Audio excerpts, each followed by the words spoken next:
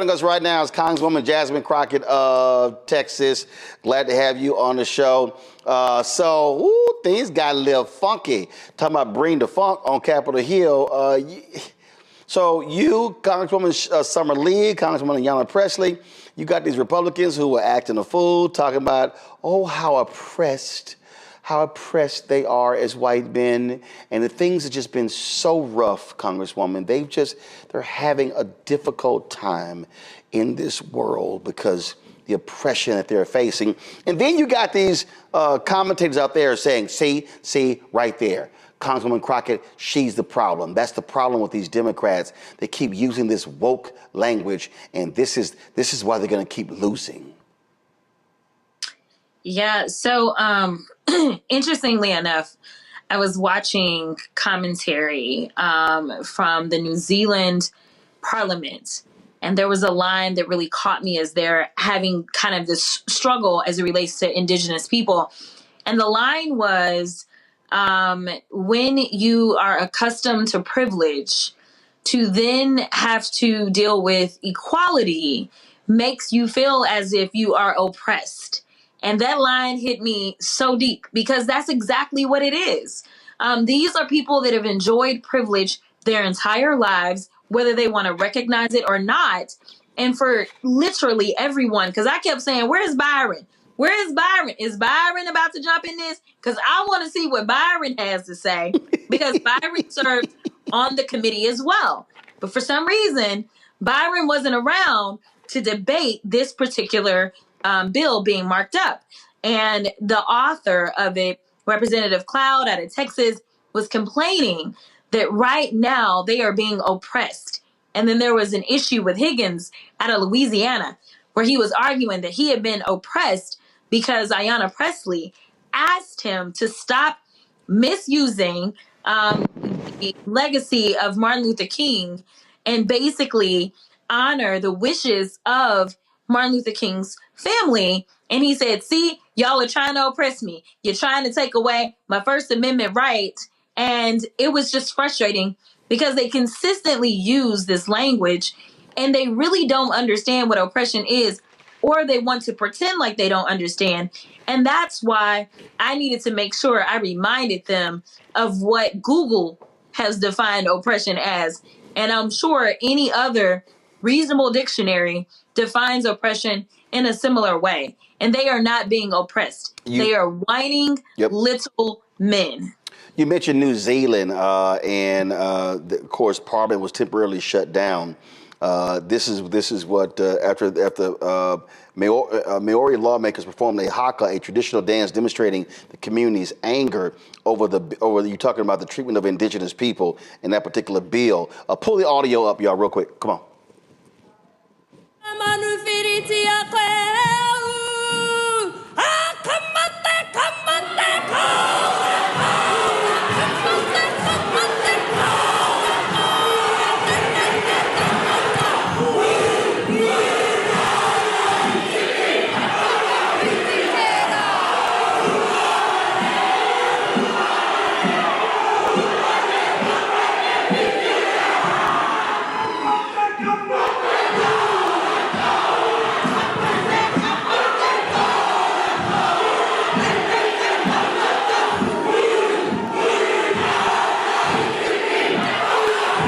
Come on, I wish y'all break out in the haka on the floor of the House.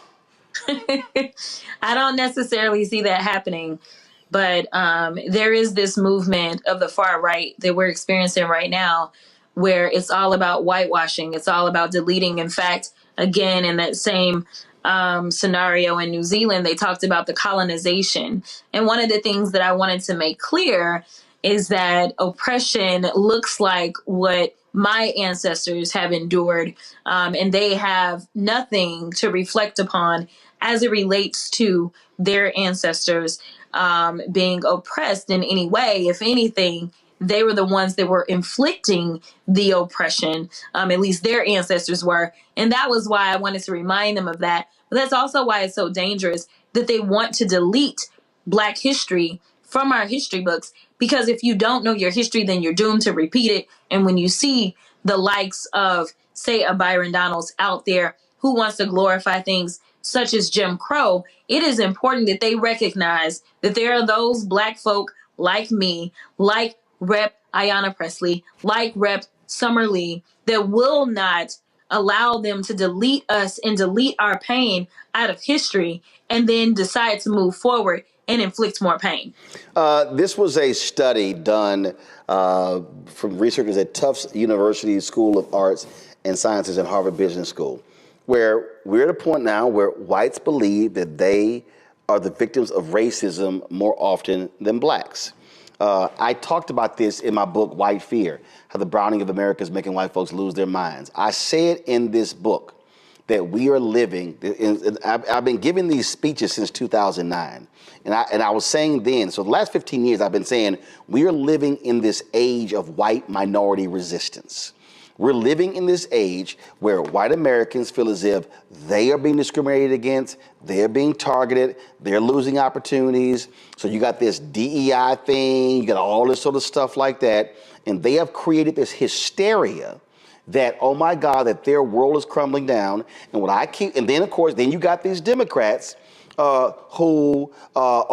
we're spending too much time on identity politics. We're leaving these things behind. So you got Bernie Sanders, you got Chris Murphy, all these people. And what kills me is they act as if whiteness is not an identity. They act as if that's not real. And I sit here and so they're like, well, we need to get away from these things. And it's like, okay, and run to what? Because the reality is Donald Trump absolutely pressed the buttons of white identity. You look at the targeting of white men and males. Maleness is identity politics.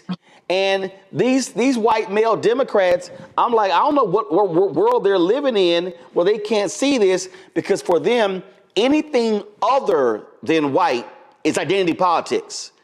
But anything with them, oh, no, that's just politics. Exactly. No, that's exactly right.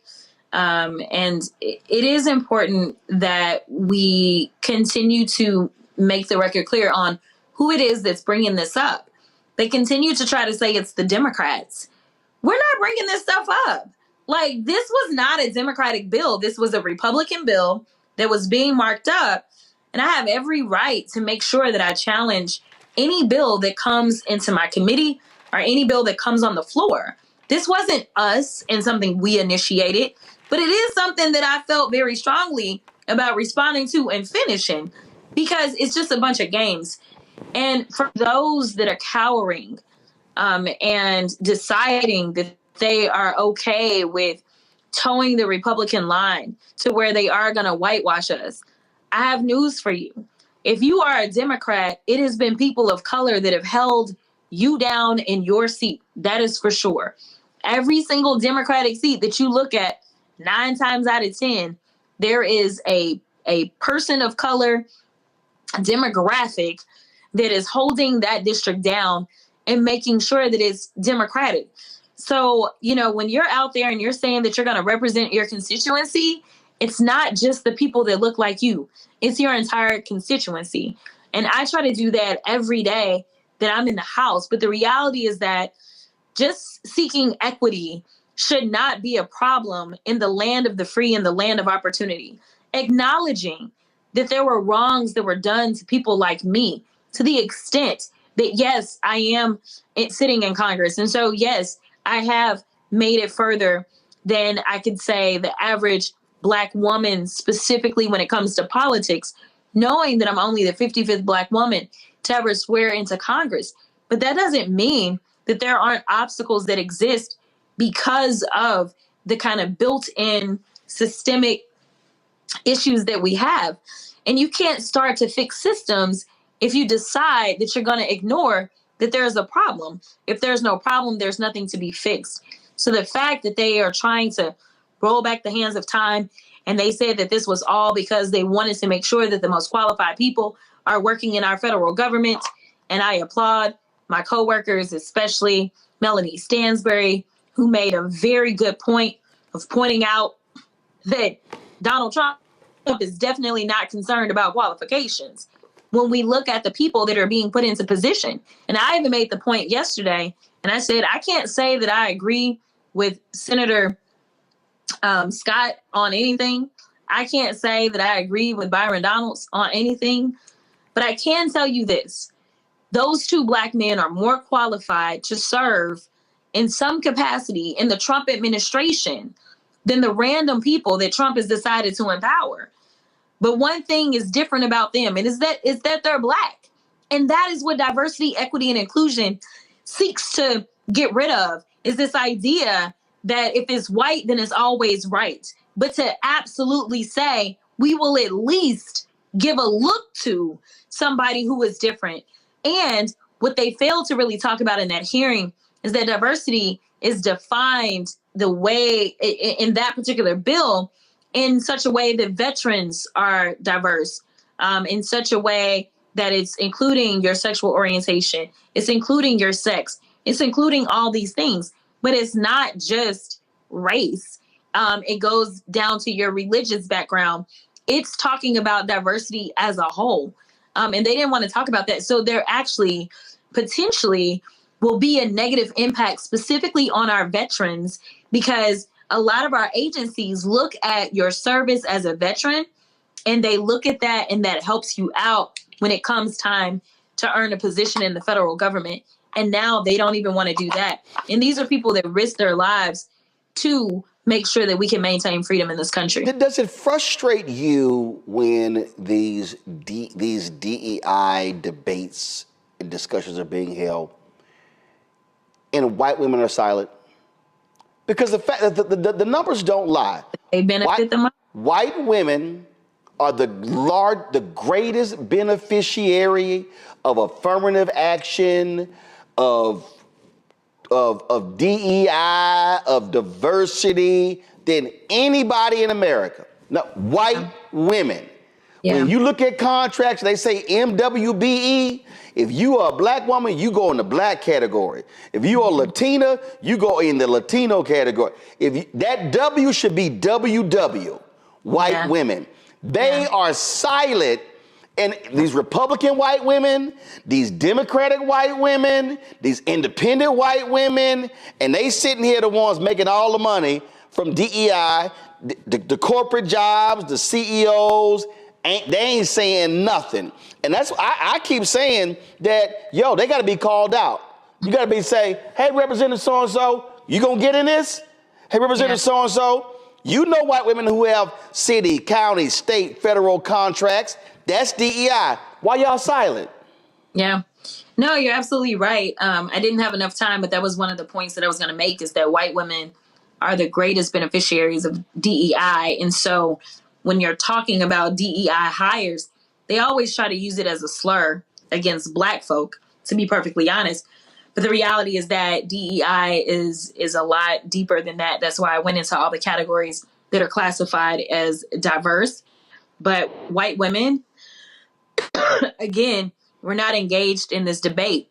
This debate, everything that I can remember, and I haven't played it back, it was nothing but the white men on the Republican side that were arguing for this. Now, they all voted for it, for sure, but they did not get engaged in the debate whatsoever on their side of the aisle. Everyone of all backgrounds was engaged in this fight as it relates to the Democrats. I really wish we would focus on the things that could actually bring us together in this country, and the things that would actually solve some of the issues that we really need. Unfortunately, I don't know if the American people just weren't aware or just didn't care, to the extent that we now ended up with a Trump trifecta, where we will end up with more of this in attempt to delete and misuse and water down the legacy of Martin Luther King, and use his words as reasoning and rationale for absolutely eviscerating his legacy. That's what we're dealing with right now, is a bunch of folk that were supported by white supremacists, that have a white supremacist agenda, whether we're talking about the actions that they will bring forth in Project 2025 that we constantly try to warn people about, that people said, well, he said he ain't got nothing to do with that. As of now, I think at least 2 of his nominees were authors of Project 2025. So, I don't know why people ignored us or didn't want to believe us or what the case was, but it's time to buckle up. So I'd love to get your perspective on this here, because this has sort of been getting on my damn nerves. Ever since the election, you've got your fellow Democrats. Everybody's weighing in on why Vice President Kamala Harris lost and so things like that. So this is journalist Matt Iglesias. He goes, because he was asked, somebody said, just once, I would love people who say these things to be specific about what exactly would mean to, quote, abandon identity politics.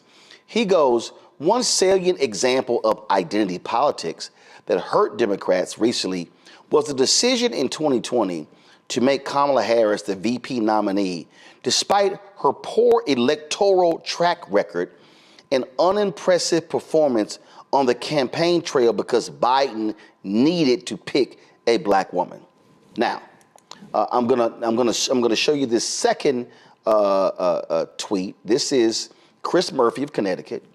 He goes, of the 20 highest median income states, Democrats won 18 of them.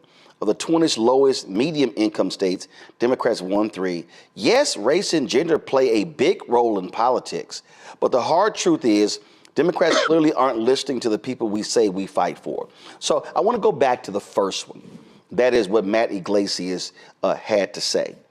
Here's what I find to be very interesting, Congresswoman, since Matt desires a salient example of identity politics. In 2008, there was a guy who ran for president. His name was Senator Barack Obama. In 2008, there was a guy who ran for president. His name was Senator Joe Biden. This is the same Senator Joe Biden who ran twice previously for president and failed miserably. He had, quote, go back to the tweet, he had a poor electoral track record. He was unimpressed. He had an unimpressive performance on the campaign trail. But in 2008, Obama secured the nomination. And do you know what all the talk was in D.C.?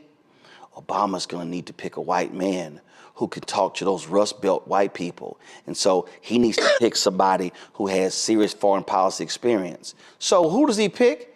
He picked old Joe, a white man. What's interesting is that Matt Iglesias asks if Joe Biden was not unimpressive in running for president. Mm-hmm. Sure, he was reelected as a senator, Vice President Kamala Harris, but she was elected as a senator from California. But people actually said Obama needed to pick a white man. He picked a white man. But Matt, it's amazing how Matt and other Democrats act as if his white male identity politics, that didn't exist, that it was identity politics. And then Chris Murphy talks about these states, these low states, they're red states. Democrats, please show. Democrats passed the Affordable Care Act. Who is that help more? Broke people in red states. Who has benefited more? White men in red states because of health care. When you look at the economic policies, that's helped those people in the red states.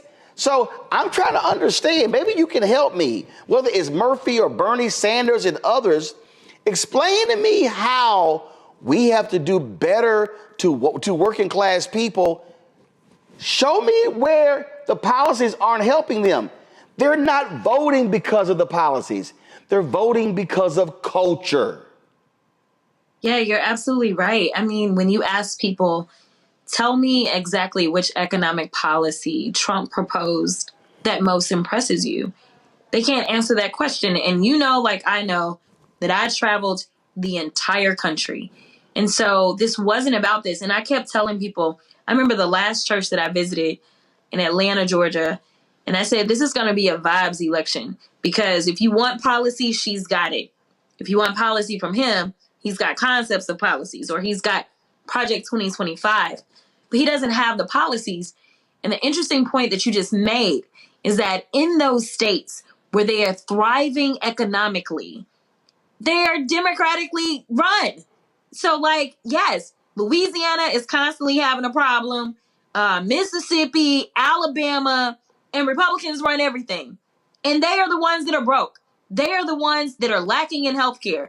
And honestly, these blue states that people complain about are the ones that are carrying them on their back. So, listen, for everybody that wants to talk about states' rights, I thought that it was an interesting move that the governor in California decided to make, where he said, I'm going to call a special session. We going to keep our coins here because guess what? California got a lot of money. California contributes to take care of these other states that ain't got no people and consistently put people in based upon, oh, you know what? Well, we are the party of religion. No, y'all not. Have you seen the top of your ticket? Have you seen his nominees? I mean, he's got at least 3 people that he nominated that have sexual assault allegations in some way around them, including his own sexual misconduct situation. So no, don't preach to me about religion. And as I try to tell people all the time, if you religion, go to church, but don't try to find it in your politician, because that's not our job. And this is coming from somebody that is the child of a preacher. I will tell you that if I had to assess anything, it is our communication. People don't know what we're doing, number one. So, it's kind of like the fact that people felt as if Trump cared about them when it came down to the stimulus checks. They thought that that was Trump. That was a failure of communication on our part. The fact that people don't truly understand who has the power of the person, how these things work, that is a problem that we have on education. So we've got to do better. And we can't just come out at election time and try to educate people. We've got to consistently educate them. We've got to consistently call them out immediately when things happen. And we also have to say, when it is a culture war, let me redirect you, because they decided that they were going to distract you, and make sure that you're pointing that out. But listen, here's the deal. I consistently heard on the trail, well, he's a businessman and he's strong. Those are the 2 things people would say. They would tell us Democrats are weak, and they felt like he was strong and that he was going to fix whatever pain they were feeling economically because he's rich. He's a businessman. Well, this is a brand that he's been building way before he ever ran for the presidency. And so it is hard to overcome that, because he had a solid brand that people bought into, and they also believe that he's authentic. All the gaffes and nonsense that he was making, they were like, oh, at least we know what we're getting with him. He's real.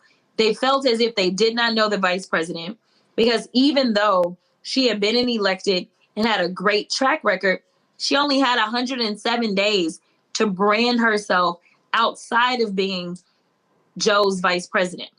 And so people don't understand how difficult it is to kind of overcome some of that. I did hope that with everything that he was doing, that people would say, and with him being very clear about where he was with Roe and that kind of stuff, that people would say, you know what, I got to get out and I got to vote against him. But a lot of people decided to stay at home. And it's unfortunate, because we all are about to feel the effects of that. Absolutely. You ran for the Democratic Policy and Communications Committee, lost to Congresswoman Debbie Dingell. That to me is a part of this. Communication is critically important. You're absolutely right. I said for 3 years all 4 years that the administration was doing a horrible communicating policy. They were passing things, not talking about it. Not only that, amazing work happening when it comes to criminal justice reform in the Department of Justice. I said to Karine Jean-Pierre directly, to the chief of staff of Biden, I said, how do y'all never even bring this stuff up from the White House podium? And so it was just crazy. And I really do hope that the House Democratic Caucus listens to you. And again, I get this is nothing. I got great respect for Congresswoman Debbie Dingell. But here's the reality. I've never been contacted by her office. Never. My whole deal is, if you're trying to communicate, stop only talking to MSNBC. You got to be everywhere. You got to be on cable news. You got to be on digital shows. You got to be on podcasts. You have to be you have to be in a constant messaging mode. And I said to the campaign, I said January to July should be education, information, education stage, enlightenment stage, informative stage, because folk don't know what you did. And you can't wait to the last minute and think a 30-second commercial actually going to do it. Real quick, questions from panel. I need short questions from each panelist. Kelly, you go first. Sure. So we can talk about policy all day, right? And I've seen you on panels. I saw you at CBC. I saw you at Urban League and the like. And I absolutely adore you. Like I watch all your clips and all those things. So this is my favorite Question, Kelly. for a second. I got to get to that question, Kelly. I know. Real quick. As far as even with Roland's shirt, it said, I already did my job, get somebody else to do it. That kind of vein of thinking. As a Black woman in this political space, how are you encouraging yourself to keep going? And what do you recommend for Black women such as myself who, frankly, we're tired? I feel like we did our job. What else you got for us? Get somebody else to do it. How do you encourage that line of thinking as well? Yeah, so, Roland started this off by talking about the fact that I did run for DPCC chair.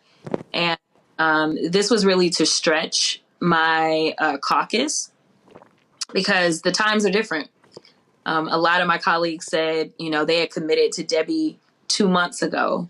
2 months ago, as I explained in my speech, because I took all the time to really talk about what I was doing, I was actually traversing the country and trying to do everything that I could to make sure I could save democracy.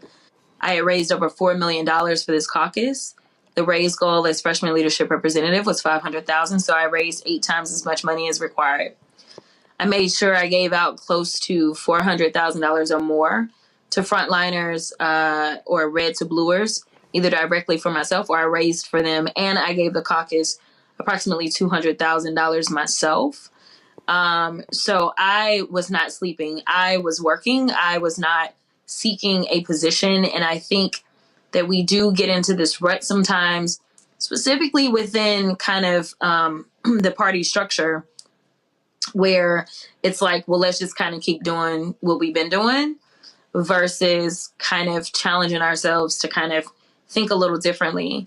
I also did not know, going more so to your point, how much I really was willing to do. I needed to take some time after the election and reflect.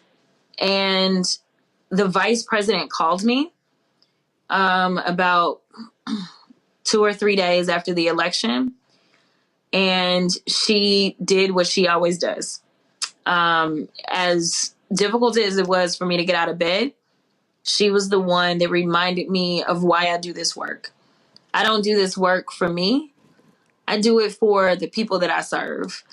And so while I think that it is important that Black women take our rest, we rejuvenate, and we decide how we want to move forward, I think that at the end of the day, we have been so loyal because we know that the stakes are just too high. We know that we want better for our families, and this is what it looks like. It looks like us doing the heavy lifting.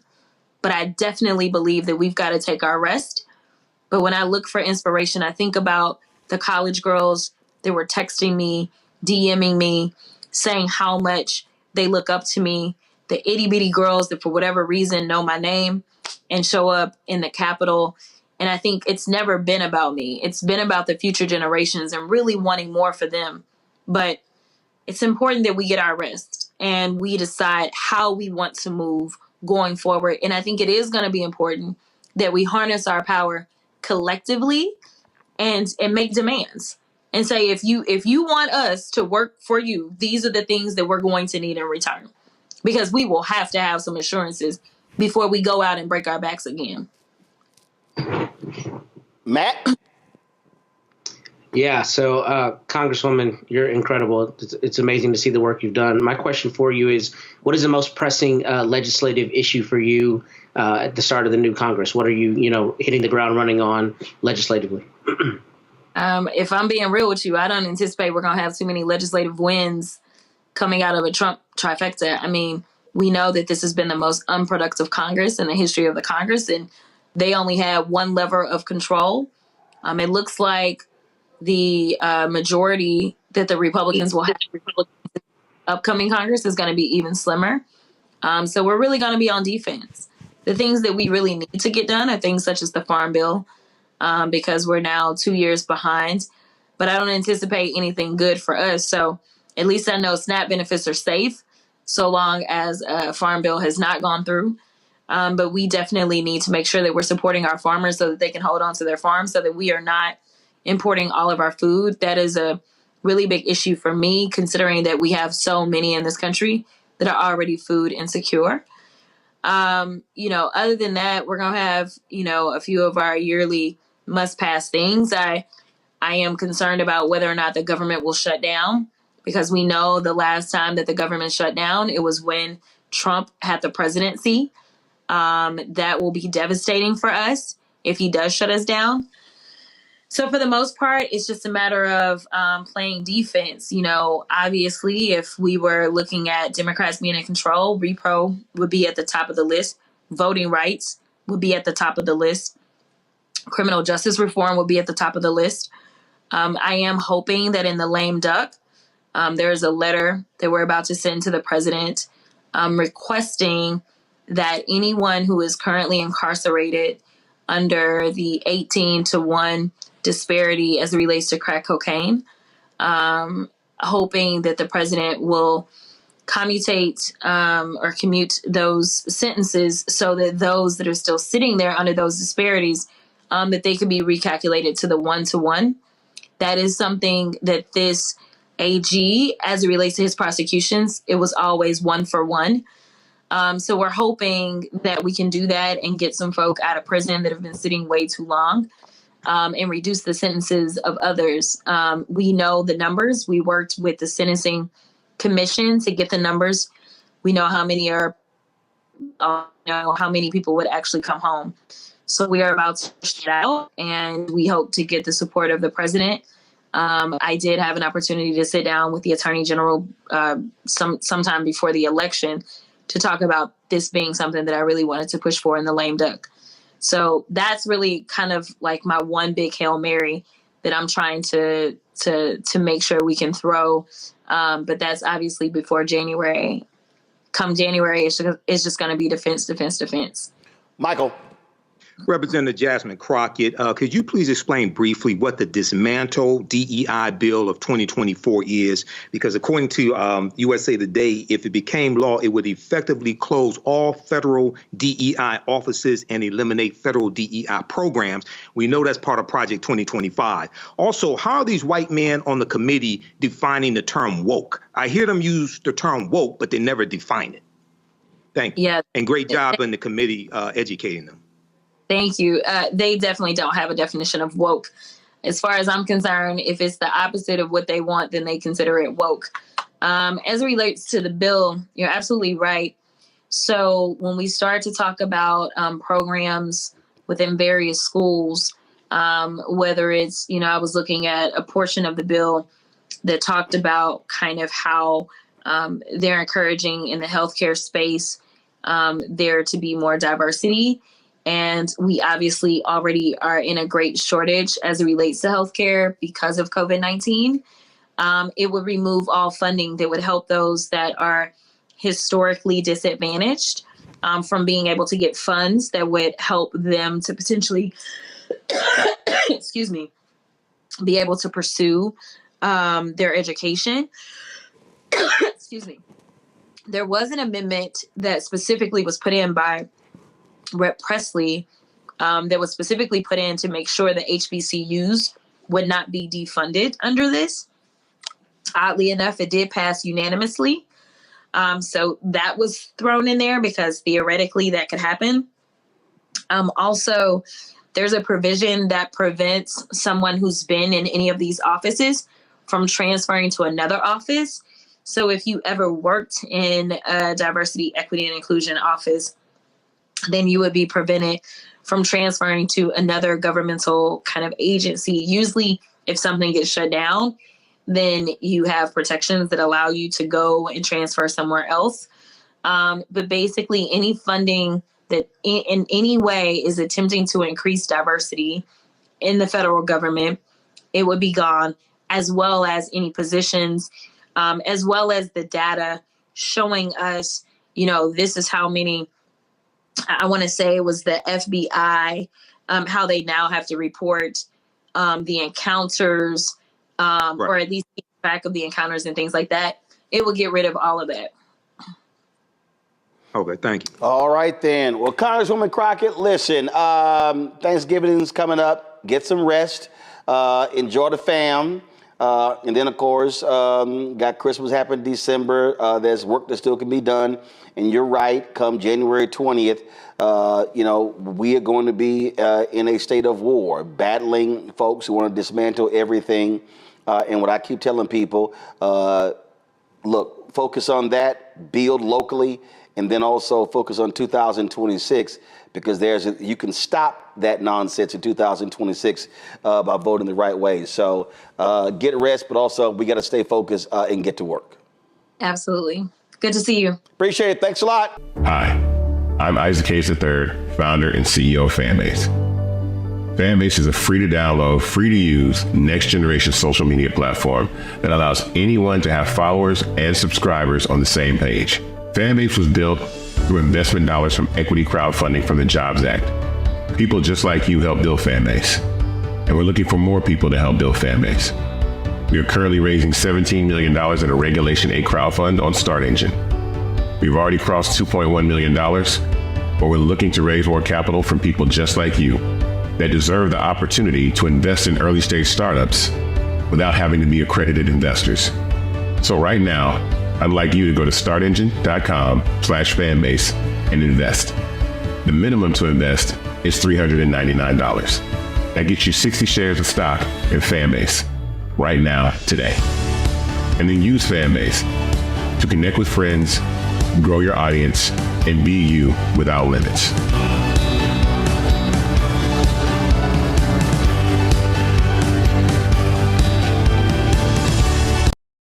Black women on the House Oversight panel have been given the heat, talking about DEI, Republicans doing their usual nonsense. Well, here's Congresswoman Ayanna Pressley giving her 5 cents in 5 minutes. Of course, Summer Lee and Jasmine Crockett did the same yesterday. We wanted to show you what Pressley had to say. Check this out. This bill, titled the Dismantling DEI Act, is an utter disgrace. Having sat and read the text in preparation for today's markup, I have yet another example to tell my constituents about the unserious work of the Republican Party. Now, I'll work with anyone serious about progress who wants to center the people who call this country home. This isn't it. The Committee on Oversight has the broadest jurisdiction in the entire House of Representatives to investigate any topic it chooses, but we are debating legislation that denies the sky is blue, water is wet, and racism is real. The major provision of the bill says to ban anything that acknowledges racism. And a few pages later in the exact same bill, there are multiple provisions discussing the presence of racism. This Republican approach is as predictable as it is nonsensical. On one hand, they're saying that racism does not exist. On the other hand, they are saying there is rampant reverse racism. Well, how do you reverse something that never existed in the first place? Riddle me that. While this Republican policy may have a new name, it's the same old tired game. Look, y'all are entitled to your opinions, but not a denial of the facts. Do you all know your history? Do you know American history? The original Constitution counted enslaved individuals as 3/5 of a person. During World War II, the federal government forcibly relocated and incarcerated 110,000 Japanese Americans. The FHA practiced redlining in the 1930s and 60s to deny mortgages to Black Americans, which is why we have a racial wealth gap today. I could go on. The GI Bill, which is supposed to be race neutral, denied access to Black Americans, denying them equal access to education and housing benefits, which is why we do not have generational wealth. Don't talk to me about merit when those Black servicemen fought for our freedoms. And I'd also just like to take a personal note of privilege to say, please keep Dr. Martin Luther King Jr.'s name out of your mouths. Yes. Your perversion of his words and his mission when his children have asked you to stop invoking his name and perverting his work when he was a proud and unapologetic black man fighting for equality for black Americans and all marginalized people. So you all are entitled to your opinions, but not a denial of the facts. But I'm not surprised that you would deny American history. What I am, though, is committed. Committed to speaking truth to power, committed to standing up for marginalized communities and vulnerable people, committed to ensuring that everyone has equal opportunity to buy a house, to work a job, to pursue higher education, and to live in a society that is fair and just. A colleague across the aisle invoked the phrase of, we must do everything to stop government-sponsored oppression. Well, I've just enumerated numerous examples, which is exactly why we have legislation and an executive order to reverse this harm. And that is why I'm committed to opposing this bill and urge my colleagues to do the same. Look, what we are seeing here, Joy, and when I talk about these programs, you're already seeing it. What they've all, they're the victims. These white men are so oppressed. These white men, we can't get jobs. It is so nonsensical. But here's the other thing. The people who are so pathetic, which is one of the reasons why Vice President Kamala Harris is not president, white women. White women are the greatest beneficiaries of affirmative action and DEI in this country. Yeah. There are white folks walking around today whose mamas and aunts and sisters and cousins who have got grandmamas who've gotten contracts and built businesses off of MWBE. And what people don't understand is if you are a black woman, they don't count you in the women category. You're counted in the black category. If you are Latina, you're not counted in the women category. You counted in the Latino Hispanic category. And so that's just a fact. And so it's amazing to me to listen to these white folks. Then they get mad. They're on social media calling Congresswoman Jasmine Crockett, oh my God, she's so ghetto. She's so ghetto, and how dare she? I saw it was I think Jonah Goldberg or someone else said, "Oh, see, this is the problem right here. This is why Democrats lost. You know, people like this." And maybe it wasn't someone else, but they were complaining about it. And I'm sitting there going, "Oh, so y'all mad that black folk are calling y'all out on your sheer stupidity?" That's literally what's going on. Yeah, I mean, what we love about Jasmine Crockett, what we love about Congresswoman Pressley is they're telling the truth. Look, the fact of the matter is there are white men out there who can't get jobs, right? We know that salaries have been reducing for American workers over decades. This is why we had an agenda with the Biden-Harris and then hopefully the Harris-Walz administrations that would have been working to solve those problems, to restore the American dream. But people's ignorance, their cult following, their, let's face it, racism and misogyny cheated them out of a future in which we all could have shared. We could have seen improvements. Democrats have made mistakes. You're not going to see me defend any of them on tonight. But the fact of the matter is the American people backed the wrong horse. These folks do not care about them. And I don't want to make it just about African Americans, because the fact of the matter is a lot of white people and a lot of women, white women, benefit from these programs. But that's not the narrative we have told. And oftentimes we've made... Hold on, Joy. Let's be real. Joy. Hold on, Joy. No, Joy. We got to be real factual. We got to be factual. Not a lot of white women. When it comes to any MWBE program, the group that has the largest share is the women category, and that category should be WW for white women.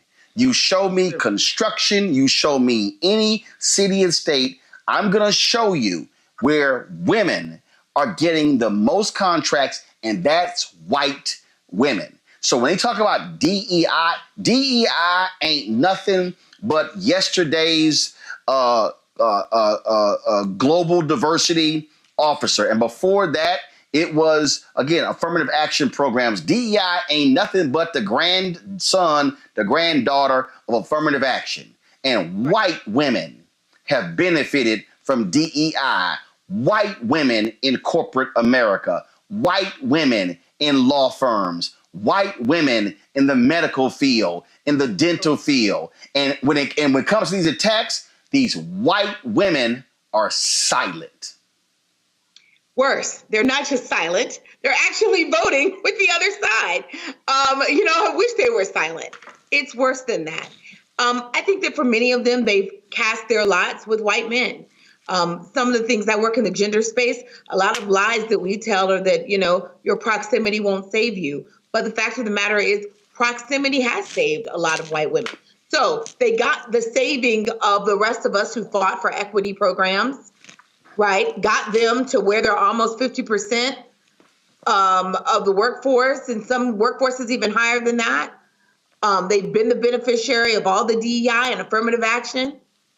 And now they are willing to sink it for the rest of us when it's no longer convenient for them. They are simply not the allies that we wanted them to be. Maybe we didn't even think they were, but they're never going to be the allies that we need them to be. And that's why I won't be walking in the Women's March. And I know many other Black women feel the same, because we just have not seen that level of engagement with them, that level of reciprocity. They took everything and they gave almost nothing back. Well, and I think, listen, all of those speeches, Lauren, were great, but I really wish Congresswomen Crockett, Summer Lee, and Ayanna Pressley had turned to every white woman on the committee and say, are you going to speak up? Because women like you, y'all have benefited from DEI. Y'all are the beneficiaries of DEI. See, I think what has happened, Lauren, is that when it comes to programs like this, we've let white women off the hook. Typically, it's Black folks who are defending these programs. Nah. We got to call that thing a thing and say, y'all have been benefiting. It's white women walking around who go, we don't benefit from affirmative action. Oh, yes, you do. And so it's time to put folk on Front Street, Lauren. Well, when it comes to Black leadership and Black politics, and some might call it Black misleadership, what we see so often is that we are advocating for a lot of other groups and a lot of other people. We are not really calling out white women, as you just said.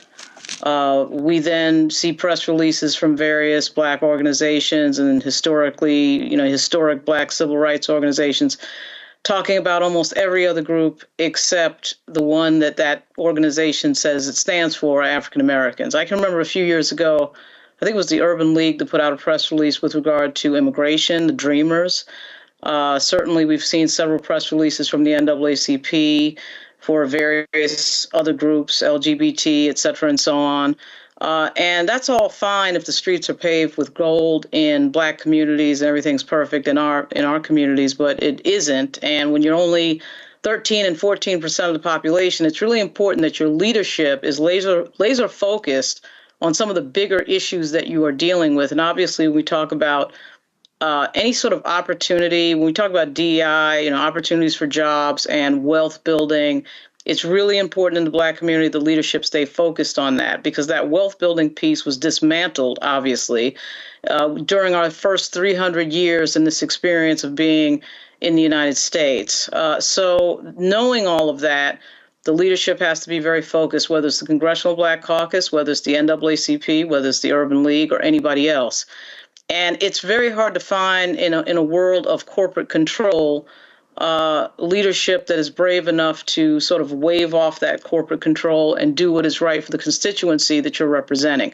That is a piece that is not working right now with regard to leadership in the Black community. And I think there has to be a major reset with a lot of these groups and I think some members of Congress when it comes to, the question of allyship, because we really have no allies. We don't have a lot of groups that come to us and say, we'll help you out with this thing and we'll put out press releases and we'll make statements and our leaders will center your problems and your experiences. Our groups do that for other groups, but we don't see it the other way around quite often. So that has been a huge problem that needs to be fixed. See, Derek, when I talk about putting folk on Front Street, this is how I look at it. Man, maybe I'm just a little bit too radical on this whole thing. So you're in the Georgia legislature. I would sit here and I would go, how many white women in this body have companies that do businesses with the city, the county, school board, or state? And I would sit here and say, Representative so-and-so, you against DEI? Well, that's interesting because you should get contracts because you're a woman. That's DEI. So-and-so, oh, you got $6 million in contracts from this year, from your business. Oh, you are the beneficiary of DEI dollars. You did DEI. When I was at Texas A&M there, I gave it was a speech communications class and we had to give a presentation. So I picked affirmative action. And this is what I said. I was the only, I think maybe it was one of the Black person in the class. And so I said, how many of you in this class, your mothers own businesses? And hands went up. And I said, how many of your mothers, to your knowledge, have received city, county, state, federal contracts? Hands went up. I said, congratulations. Affirmative action is paying for your college. Man, these white folks, they were aghast. And I said, oh, I'm sorry. Your mamas are benefiting from affirmative action.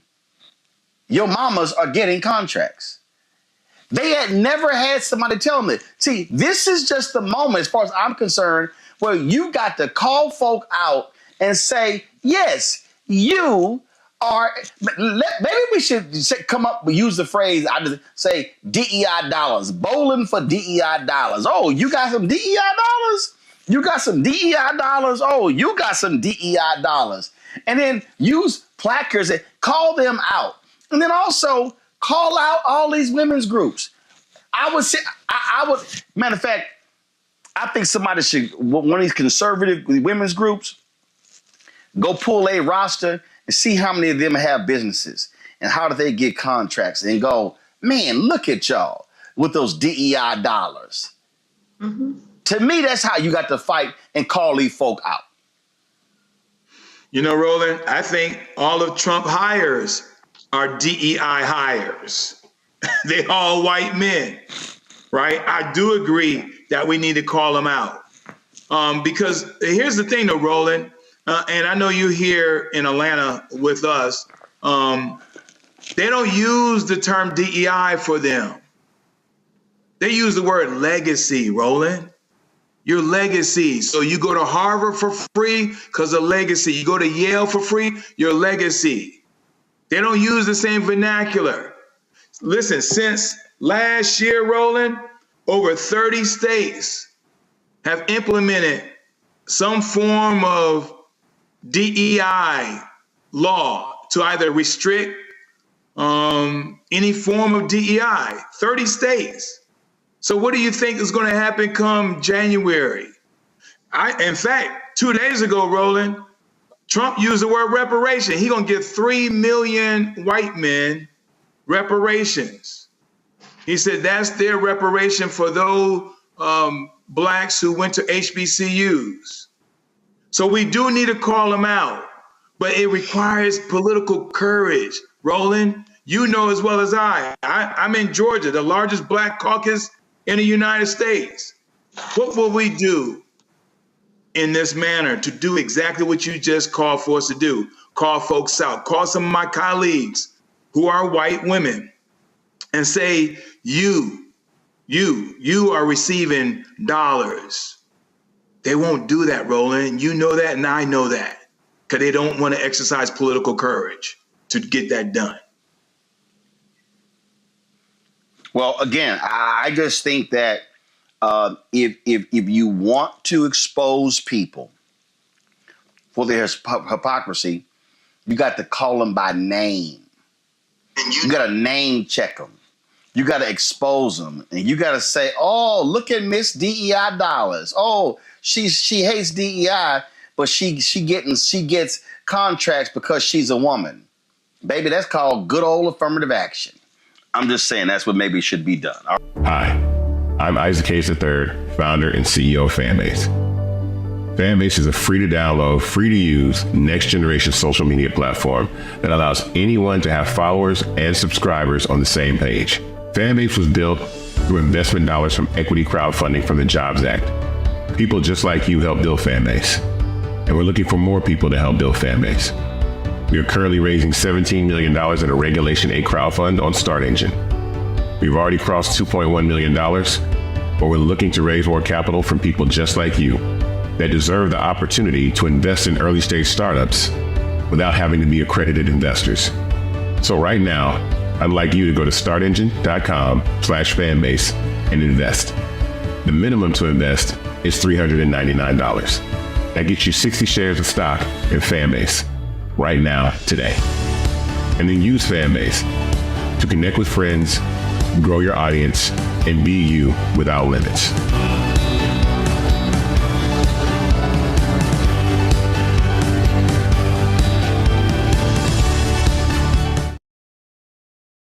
Things got heated on Capitol Hill. Y'all, they were dealing with the issue of DEI. And let me tell you something. Two of the black women on this panel were not having any of it. First up, here is Congresswoman Jasmine Crockett of Texas, bringing the funk. So many of you know that I practice law, but some of you don't realize that I actually was a business major out of Rhodes College in Memphis, Tennessee. And the emphasis that I got in my business degree was on finance. And as I traveled the country campaigning this election cycle, one of the things that I talked about was this idea that in finance, we always promote this idea of diversity. If you know anything about a portfolio, the one thing that you want to do is make sure that it's as diverse as possible, because at times certain stocks will perform better than others, and they will exemplify various strengths and weaknesses. And together, a diverse portfolio is usually what any good finance person would promote. They wouldn't promote that you solely invest in vanilla wafers, believing that that is going to be the strongest portfolio, but instead they may want to add some chocolate cake and some Twinkies into the mix to make sure that we have the best portfolio, because there will be different preferences by different people. And again, there will be different strengths. But as I sit here and I think about what we say and what I'm hearing as it relates to diversity when it comes to anything outside of making money. And to be clear, we are losing GDP every time we try to push back on this idea of diversity, because all of us bring something different to the table. But you consistently said over and over the word oppression, and every time that you said it, it was almost as if I was hearing nails on a chalkboard, because it seems like you don't understand the definition of oppression. And I'd ask you to just refer to Google to help you out. Oppression is the prolonged, cruel, or unjust treatment or control. That is the definition of oppression. And so as I sit here as a black woman who practiced civil rights, let me tell you, the reason that my colleagues wanted to make sure you understood the same black history that your side of the aisle wants to delete out of classrooms is because you can then misuse words like oppression. There has been no oppression for the white man in this country. You tell me which white men were dragged out of their homes. You tell me which one of them got dragged all the way across an ocean and told that you are going to go and work. We are going to steal your wives. We are going to rape your wives. That didn't happen. That is oppression. We didn't ask to be here. We not the same migrants that y'all constantly come up against. We didn't run away from home. We were stolen. So yeah, we are going to sit here and be offended when you want to sit here and act like, and don't let it escape you that it is white men on this side of the aisle telling us, people of color on this side of the aisle, that y'all are the ones being oppressed, that y'all are the ones that are being harmed. That's not the definition of oppression. You tell me the prolonged, cruel, or unjust treatment that you've had, and we can have a conversation. You could start with Exodus. The final thing that I will say on this particular issue, two things. There is an article from The Guardian, and it is a little old. It's from 2021, so I apologize. But it said that back then, just 3 years ago, white men represent 30% of the population, but 62% of office holders. These are the issues that we are constantly looking at and recognizing and trying to say, is this just? I can't even tell you how many white men have served in this chamber, but I can tell you that I am only the 55th black woman to be elected to Congress. And so when you want to talk about history and pretend as if it was so long ago, it wasn't. Because again, I am just number 55. Finally, when we start to talk about what do these numbers do, as we're trying to say that diversity, equity, and inclusion is the problem, the reality is that when it comes to financial performance, companies with more diverse workforces are more likely to outperform their competitors. Companies in the top quartile for racial diversity are 35% more likely to outperform their peers on profitability. Companies with diverse executive teams are 25% more likely to generate greater profits. Diverse companies earn 2.5 times higher cash flow per employee. Diversity works. And until you can show me data that says otherwise, I think that we need to go back to being a country that listens to experts and gets out of our feelings and recognizes, again, that racism is real in this country. And until we stop pretending that it's not, we will not solve the problems that we are consistently facing. And that will bring real unity that we seek when we're looking for a more perfect union. Ooh, Congresswoman Summer Lee, she said, I want some of that. I'm not in favor of the Dismantle Diversity, Equity, Inclusion Act, or what it maybe would more aptly be called the dismantling any semblance of support or opportunity for certain American acts. We know who those Americans are. Americans who have not enjoyed centuries of unfair advantages by keeping others enslaved or segregated or disenfranchised or incarcerated or redlined or gerrymandered or excluded by law. Americans who've lived with disabilities or had their relationships criminalized or their gender expression demonized. If we're being honest here, this bill, which will wipe out every diversity, equity, and inclusion program in our federal agencies, plus those who contract with us, plus those who receive grant money, plus our schools, is nothing new. This is just the final piece of a decades-long obsession with targeting and dismantling anything that might give marginalized people a fair shot, including DEI programs, which honestly started the second the Civil Rights Act passed. Policies like affirmative action and diversity, equity, inclusion are the closest things we've had to the mythical bootstraps that some of my colleagues insist historically and currently harmed communities need to pick themselves up by.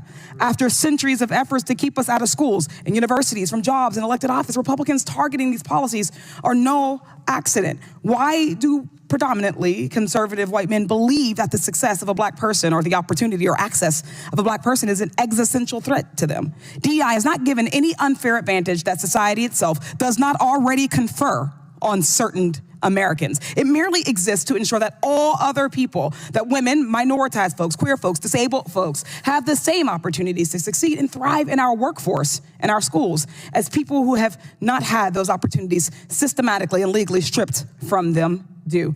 Is our country not greater when all of us have opportunities to succeed and contribute and survive. Our success and our survival as a nation is bound together. Diversity, equity, and inclusion programs only exist to band-aid over decades, hell, centuries of discrimination against people's skin color, their religion, disabilities, gender, or sexual orientations, you name it.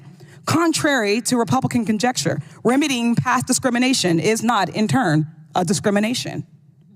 And we're not going to sit here and pretend racism is over just because one black person on the Supreme Court agreed that it should be.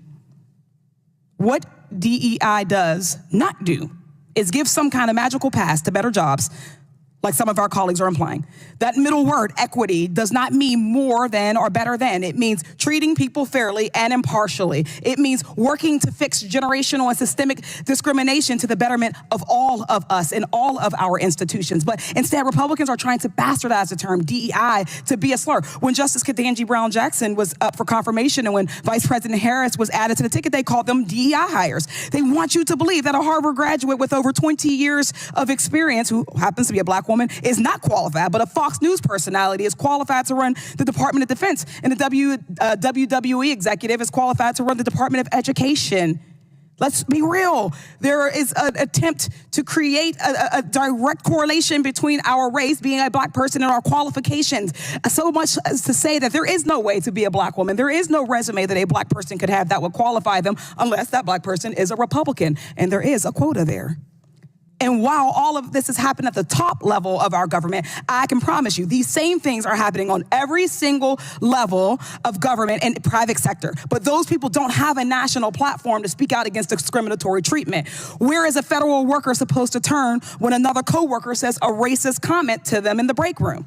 Where is the same-sex couple who is denied housing supposed to, because of their relationship, supposed to turn? Where is a pregnant woman who was fired for being pregnant supposed to go?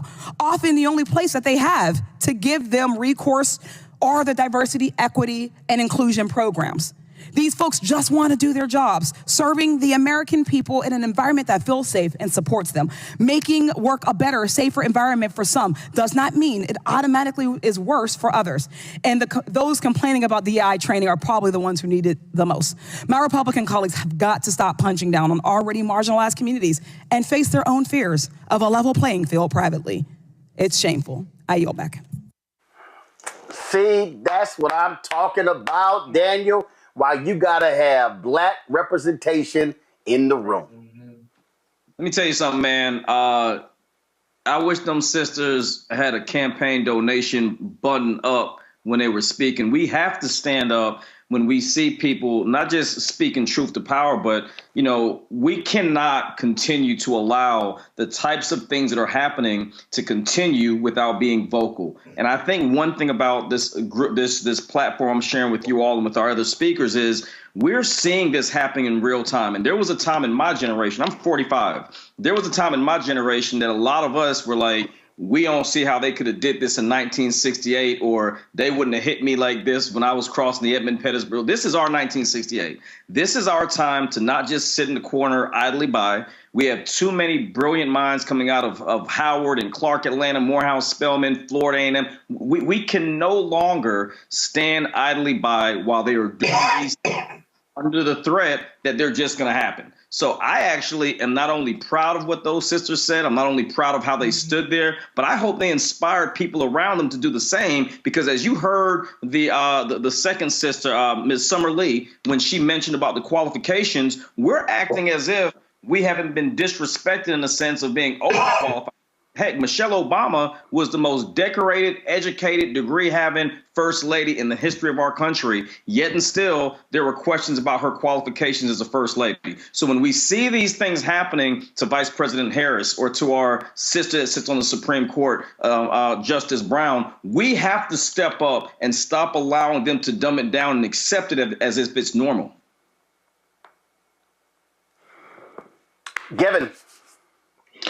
Yeah, look, Roland, I mean, the past few weeks have been really hard for a lot of Democrats, including myself. But, you know, hearing these clips, I feel a lot of hope about the future of our party because of young leaders like Congresswoman Lee and Congresswoman Crockett. And if I could speak just about Jasmine Crockett for a minute, no one says it quite like she does. I think she's one of the most effective communicators and messengers that we have in the entire Democratic Party. I'm really excited that a lot of people got to know her and got to see her and hear her during this campaign cycle at the DNC, where I was on the speechwriting team, as you know, Roland, and on this very show. I remember, Roland, on the first day of early voting in Texas, you did an interview with her. And so platforms like these, so important, right, for making sure the American people, including those in our community, know about those leaders who are in these spaces and in these rooms, speaking up about the issues that matter most to our community. I think it's also important to underscore that, Congresswomen Lee, Crockett, and, all those who are in our Congressional Black Caucus, they're not just speaking up about these issues. They're speaking up about the issues that matter most to the American people, whether it's the cost of food, the cost of housing, healthcare access, reproductive freedom. They're on the front lines for so many of these issues that directly impact our communities. And of course, DEI and the attacks that we're seeing are included in that. But our leaders are on the front lines, making sure that our country moves forward on so many issues. And I think with these clips, we're reminded of just how fortunate our community is, and in fact, the American people are, to have representatives, true representatives like Jasmine Crockett and Summer Lee, who are standing up for our community and for the people and against these attacks that MAGA Republicans, again, it's their side that's bringing these attacks, that are talking about DEI and all of this. They're the ones who are bringing these attacks, and there are going to be a lot of them over the next 4 years. But I'm so grateful and I'm excited that we have representatives like Summer Lee and Jasmine Crockett. And I know Jasmine Crockett ran for DPCC chair earlier this week. That's the Democratic Policy and Communications Committee. She didn't win, but I'm really excited to see how she and Congresswoman Lee continue to lead and to rise within this party. Scott,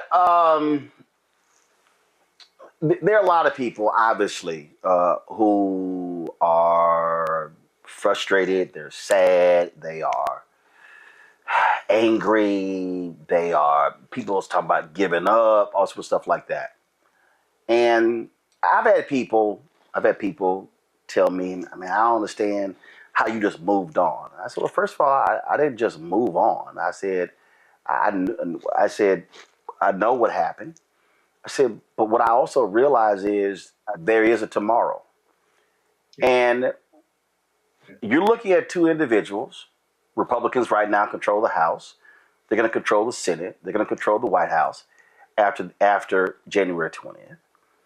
And I just got to remind people that there were days when Oscar DePriest, when Ralph Metcalf, when John Conyers, that's right, when you had black folks who were in Congress, and they had Adam Clayton Powell, and they were dealing with just straight up hardcore violent racist,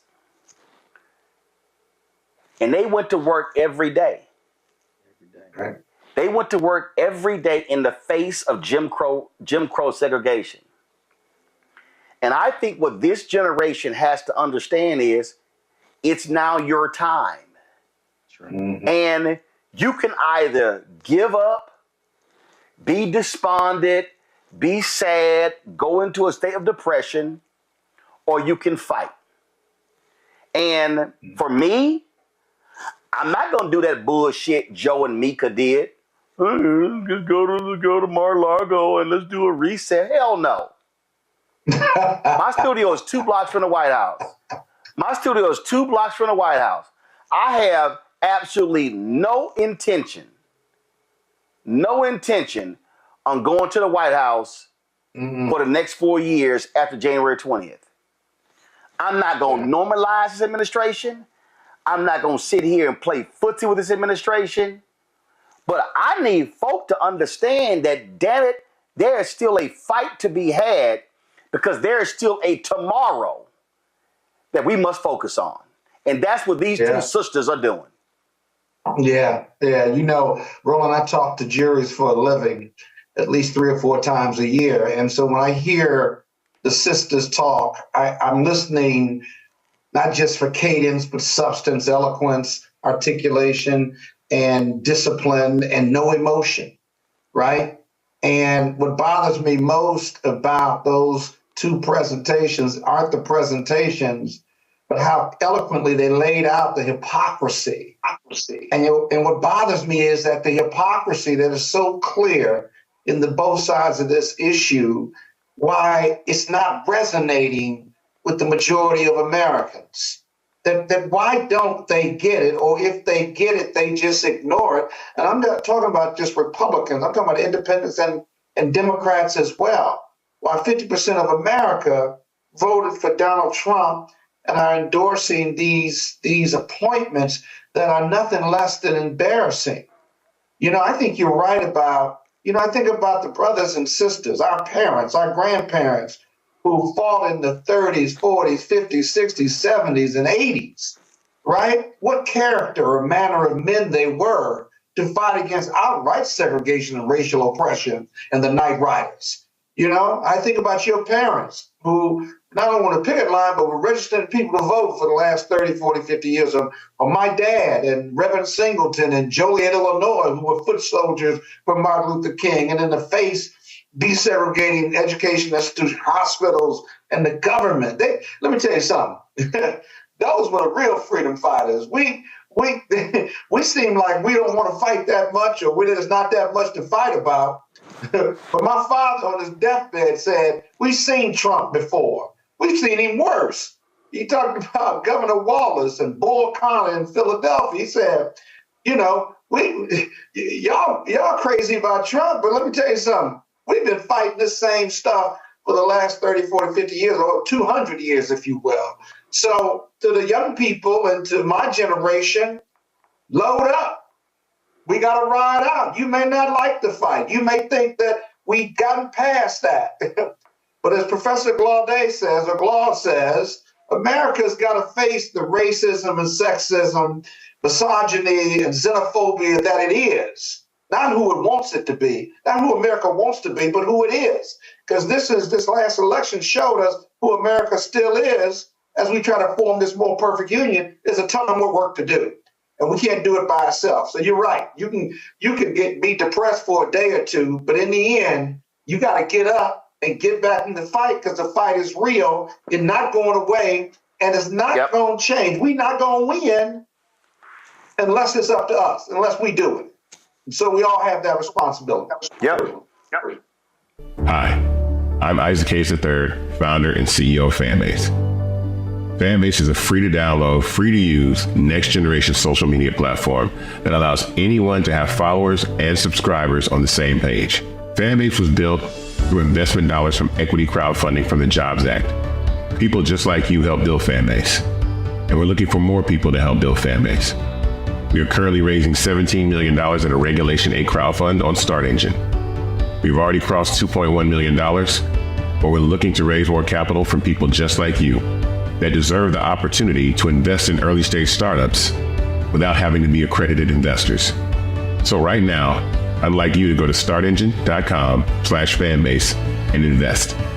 The minimum to invest is $399. That gets you 60 shares of stock in Fanbase right now, today. And then use Fanbase to connect with friends, grow your audience, and be you without limits.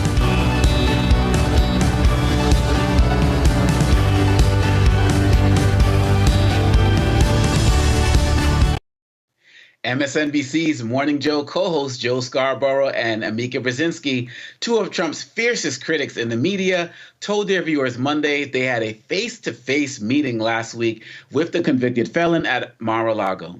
They said it was an important opportunity for those who disagree to speak with each other.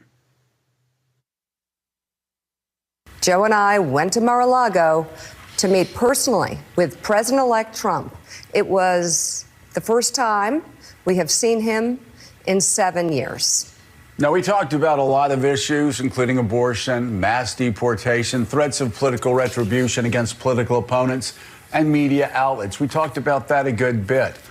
And it's going to come as no surprise to anybody who watches this show, has watched it over the past year or over the past decade, that we didn't see eye to eye on a lot of issues, and we told him so. What we did agree on was to restart communications. My father often spoke with world leaders with whom he and the United States profoundly disagreed.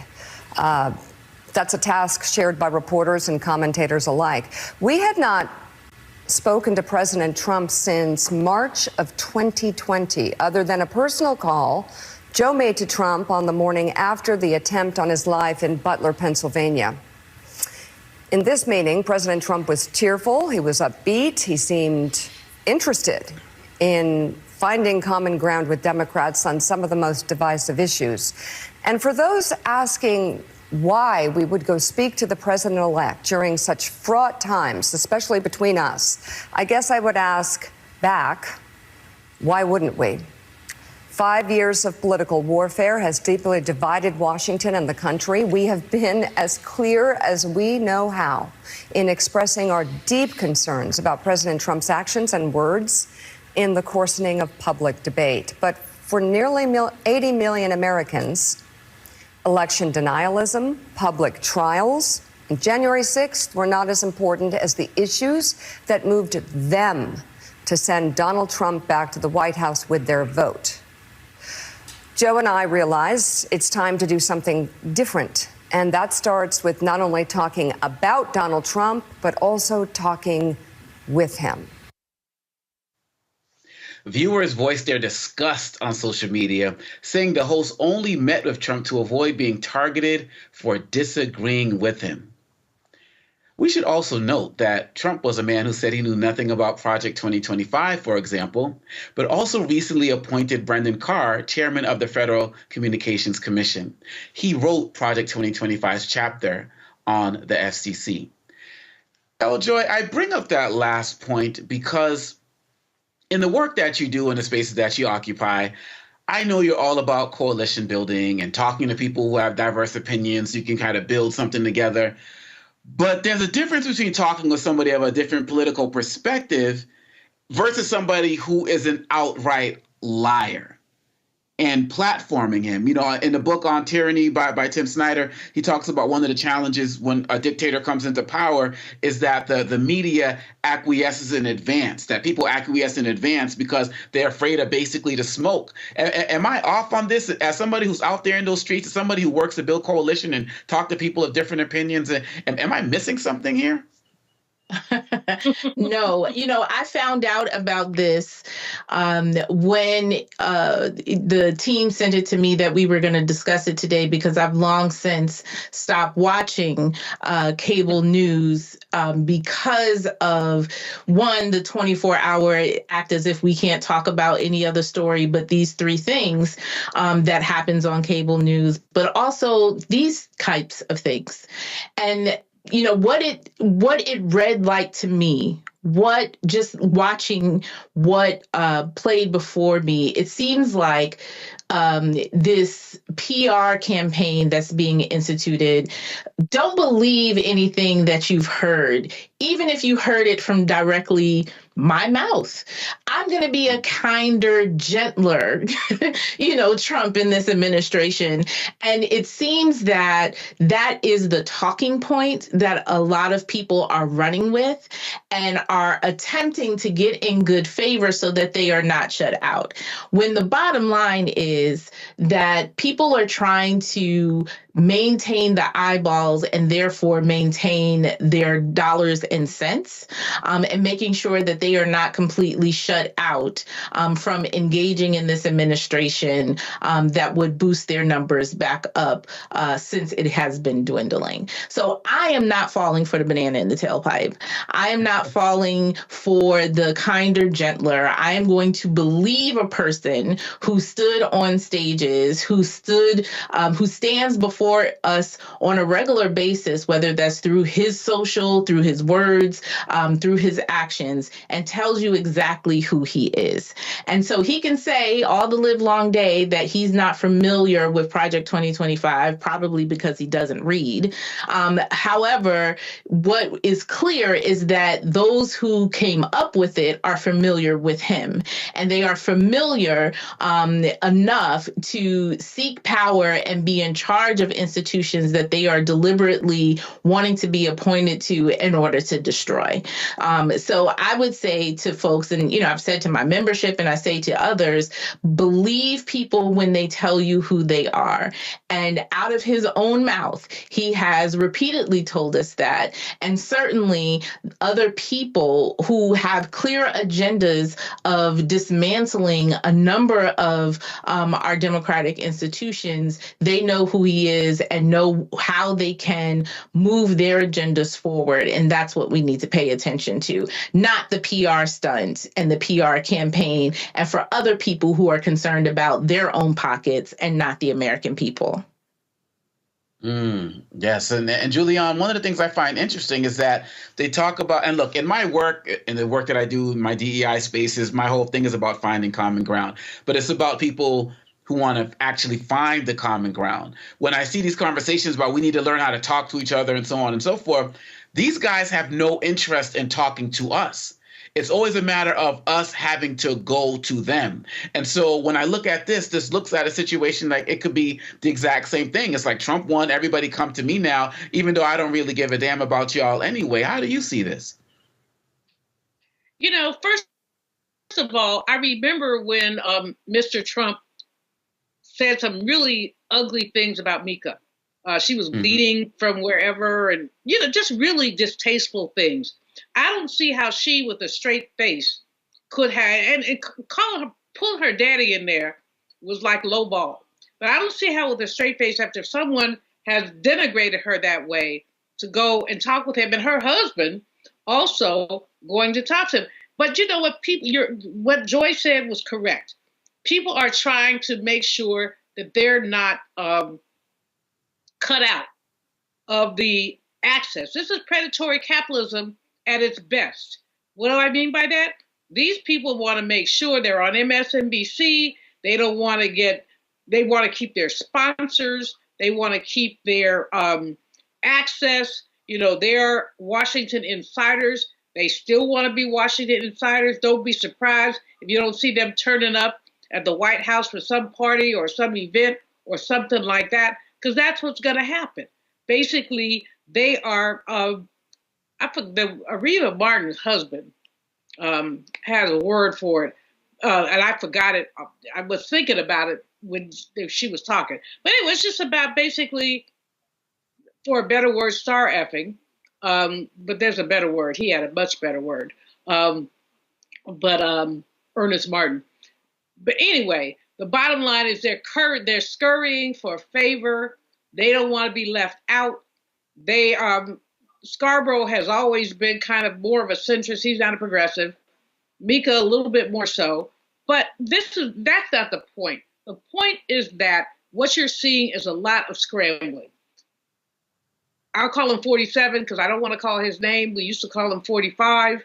Reverend Barbara and I used to call him 45. But 47 has said he's going to get revenge. He's going to get revenge. I got a call from a colleague after we did the State of the Black World Conference here in D.C. on Thursday last week. A brilliant job by Dr. Ron Daniels. And I said, of course, what I always say, with a little economic splice in there. And this sister called me and she says, and she's a Republican. She said, you need to be careful. I said, what? She said, they're watching all y'all. You need to be careful. I said, so what would you have me do? She said, I'm your friend. She was actually, I think she was on a Delta line before mine or after, I don't remember. But she's like, they're watching y'all. And I believe that so they're watching us. This is not going to change my ways or my days. But the fact is that he's promised retribution. He's going to get retribution. There are no firewalls between the Congress, the Senate, the court, and him. So given all that, he pretty much can do whatever he wants to do.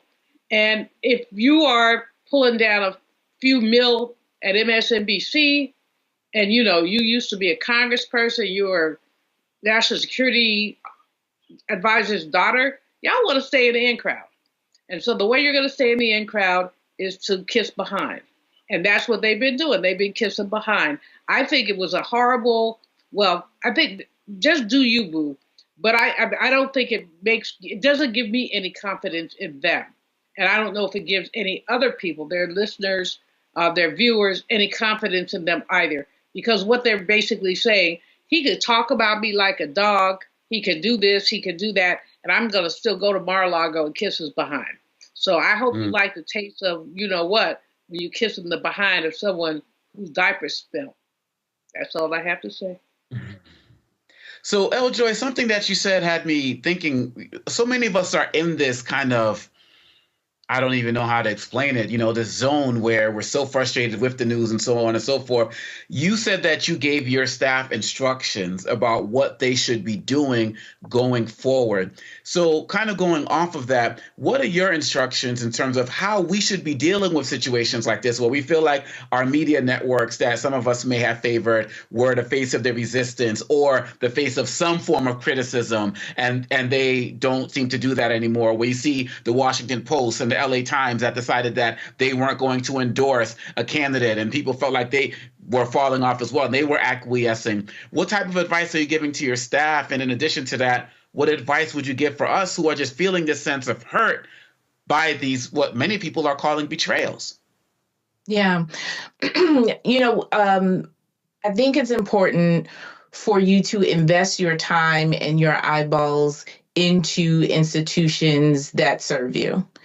And for me, these institutions are entertainment institutions. They are, as Dr. Malveaux said, they are part of the system of predatory capitalism. They are trying to maintain eyeballs in order to maintain ad revenue, in order to increase shareholder revenue. That's what they're for. And so once you understand that, then you can detach yourself from this personal connection that we seem to have built with some of the folks that are reporting quote unquote news. I can remember a time, my grandmother, and watching news with my grandmother, she watched a particular channel because she trusted the news from that particular person that, they were giving her facts, they were giving her the information. If someone breaks that trust, right? So you then develop this personal relationship. You feel like this person is delivering the news directly to Eljoy, right? That they're thinking of you as they are putting their stories together and having this conversation.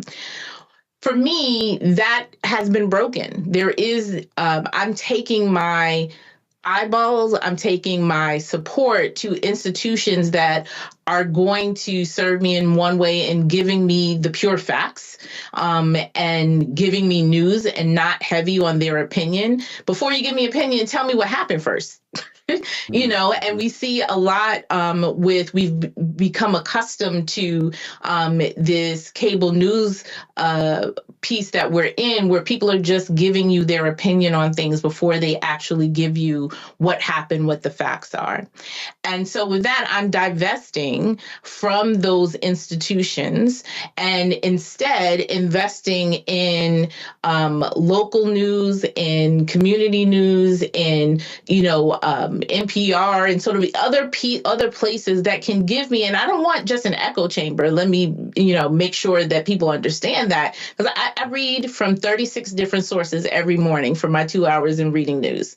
I read from 36 different sources, some that are more progressive leaning, some that are more conservative leaning, just to understand what is happening all across the country. And I think we don't have to settle for what is being presented. We can make moves by moving our eyeballs and turning the clicker away from these institutions that are really about, the bottom line and not necessarily about giving us the facts and giving us information so that we can make decisions to support or not support, to protest, to challenge and to engage in our own governance, I would say. Well, we're talking about shifting those eyeballs, as Reverend Carr says in our commercials. People need to bring their eyeballs home. And it's going to be sad to see so many of these other networks and individuals just acquiesce in advance. But you all know here on the Black Star Network, we're going to keep it real. And so we hope that those eyeballs continue to grow with us as well. As Roland Martin said last week, she started with like 1,500 subscribers or something and reached 1.5 million last week. And we're approaching 2 million. So that's our goal right now. So we hope that many people will follow Joy's advice and bring those eyeballs right over here to the Black Star Network as well. And we're going to be keeping an eye on what's happening at SNBC as well. It's great and important advice for any. Well, I would also advise people to look at international news, to look at The Guardian, to go to allafrica.com. I mean, one of the biggest challenges I find is that we have this tunnel vision about the United States, like we're the only place in the world. If we start looking at Africa news, South American news, I think it's really important there. I find, I am a CNN junkie, I'll admit it. But lately, I start to turn that mess off after 30 minutes in the morning. I do my prayer call, then I pray for the fools. And what has happened in my observation with CNN is that too many of the anchors have too many opinions. In other words, this woman was on last week and somebody brought up the issue, the stupid Republican commercials about trans people. And she said, well, I have 2 little girls and I'm just worried that some boy on a football field. And I'm like, give me a bloody break. That did not belong in the conversation. So we have to not only be discerning, but get out of the United States. Listen, watch BBC, something else, because when other people look at us, they see how flawed we are. We have had this myth of American exceptionalism, and it was a myth, but it held for any number of reasons. But this Trump nonsense makes it clear that there's nothing exceptional about this country. That when they say make America great again, when was it great? When was it great for Black people? When was it great for poor people? People have to be discerning about, I used to say years ago, there's a reason I don't like white people's sitcoms. Because when I open my door and let those fools in my house, if you're looking at some of this, no, they couldn't come in my house. So why would I watch them on television? And that's beginning to be the way I feel about some of this news. I watch Simone. I love her, love her, love her. I'll watch Abby sometimes. But basically, this is corporate media on steroids. Absolutely. And I think that at the end of the day, it just really comes down to what both of you all are saying. We have to figure out a way to get people to enhance critical thinking. And part of critical thinking is diversifying sources. And this is a great opportunity, as some of us are getting so disappointed with these networks and hosts that we respect on many levels, to start to do that right now. This is a great time to do that. So both of y'all gave us powerful advice. The Guardian said that, this is their plan to stand up to Trump over these next 4 years. Are some of these journalist outlets going to do that here? We'll wait to see, because we know what we're going to do right here. Hi, I'm Isaac Hayes III, founder and CEO of Fanbase. Fanbase is a free-to-download, free-to-use, next-generation social media platform that allows anyone to have followers and subscribers on the same page. Fanbase was built through investment dollars from equity crowdfunding from the Jobs Act. People just like you help build Fanbase, and we're looking for more people to help build Fanbase. We are currently raising $17 million in a Regulation A crowdfund on StartEngine. We've already crossed $2.1 million, but we're looking to raise more capital from people just like you that deserve the opportunity to invest in early-stage startups without having to be accredited investors. So right now, I'd like you to go to startengine.com/fanbase and invest. The minimum to invest is $399. That gets you 60 shares of stock in Fanbase right now, today. and then use Fanbase to connect with friends, grow your audience, and be you without limits.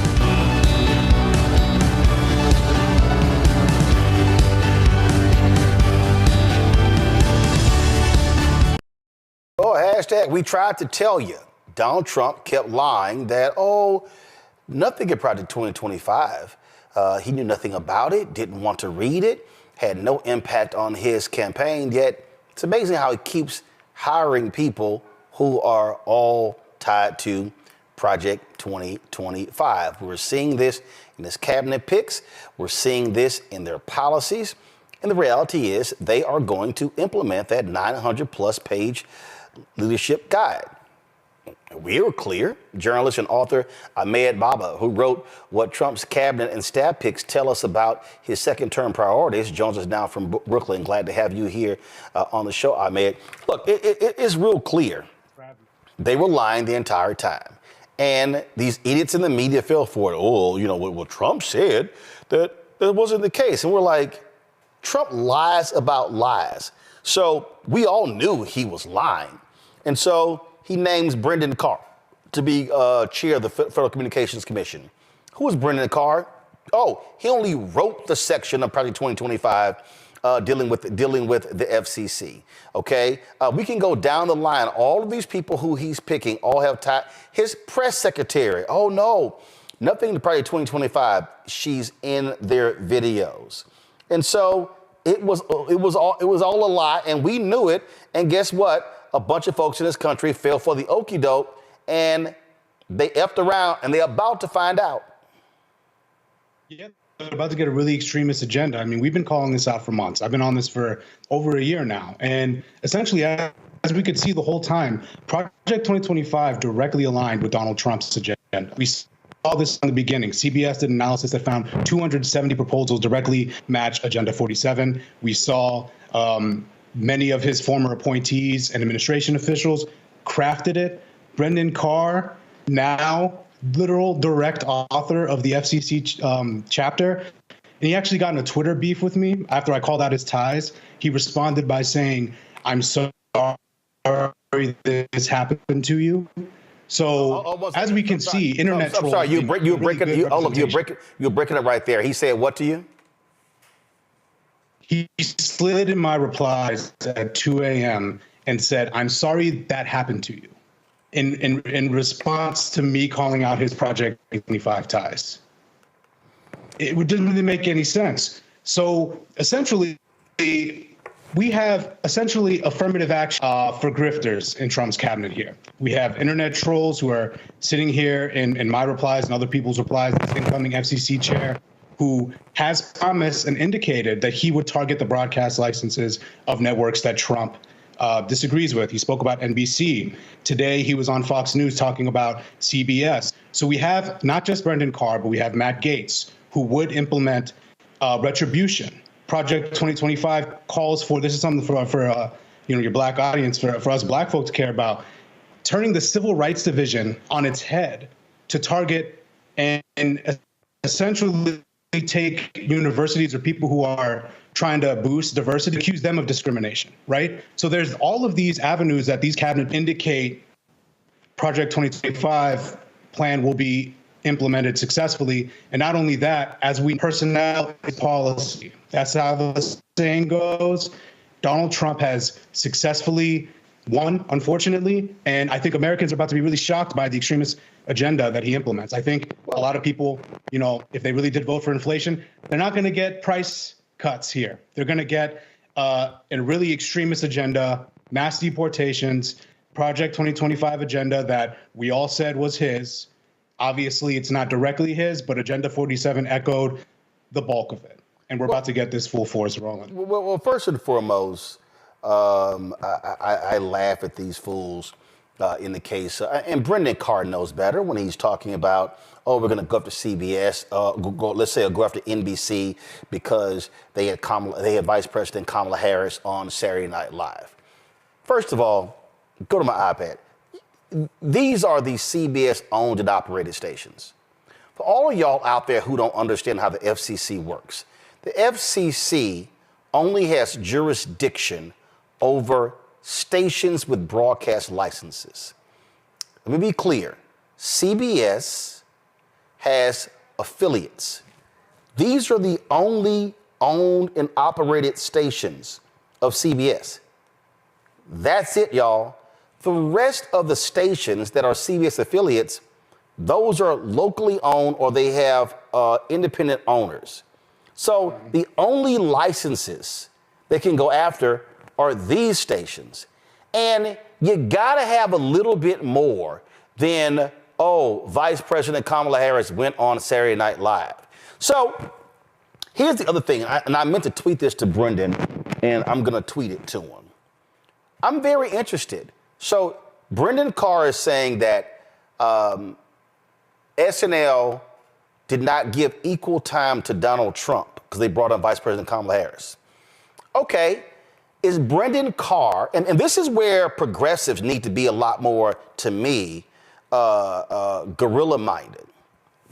Salem Broadcasting. Those are radio stations with licenses.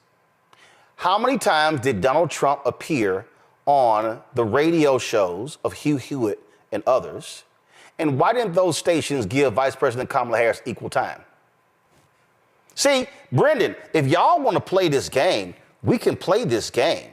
We can go after Sinclair Television and their content as well, because those are FCC licenses. Now, if they want to play that game, on that. Sure. Now, again, because he's basing the SNL thing on equal time, okay, we can do the equal time conversation. Let's go. Yeah, and the thing about Sinclair Broadcasting, they see Brendan Carr as a facilitator to this. You're calling out the hypocrisy perfectly. And unfortunately, at this point, they don't care, right? They don't really, there's no ideological consistency. It's just getting their way. So one of the things he's going to potentially do is roll back more regulations that was preventing Sinclair from having more of a monopoly on local stations. So we could see more disinformation proliferated at the local level. And you know, when it comes to CBS and these other networks, although, like, for example, MSNBC doesn't have a license, but their parent company does run some local broadcasting stations, right? So what we could see is it used more as a threat to kind of push people to toe the line. We've seen a little bit of that in recent days, people trying to curry favor with Trump, trying to change their messaging. So we're seeing the threat create enough to change the tone and tenor of some coverage. So that's what we're seeing on the FCC side. And these other cabinet picks, it's just so absurd. I mean, we had Steve Bannon, we had Matt Walsh, we had people who were openly saying right after he won that Project 2025 along, and it vindicated people like me and you, Roland, who have been out here warning about this for a really long time. And although some of this will get tied up in the courts, and you know, there's various things that he might not be able to do on day one, like for example, Biden is rolled back or actually implemented a rule to make it harder for Trump to essentially target civil servants. But again, he has executive power; he can roll that back. So we're just going to have to see. The guardrails are going to be tested here once again. I mean, the courts are filled with conservative justices, so it really depends on what court where these various things are going to be presented to, and ultimately whether Chief Justice Roberts is really going to let this tilt into full-blown authoritarianism. But, you know, we're not there yet.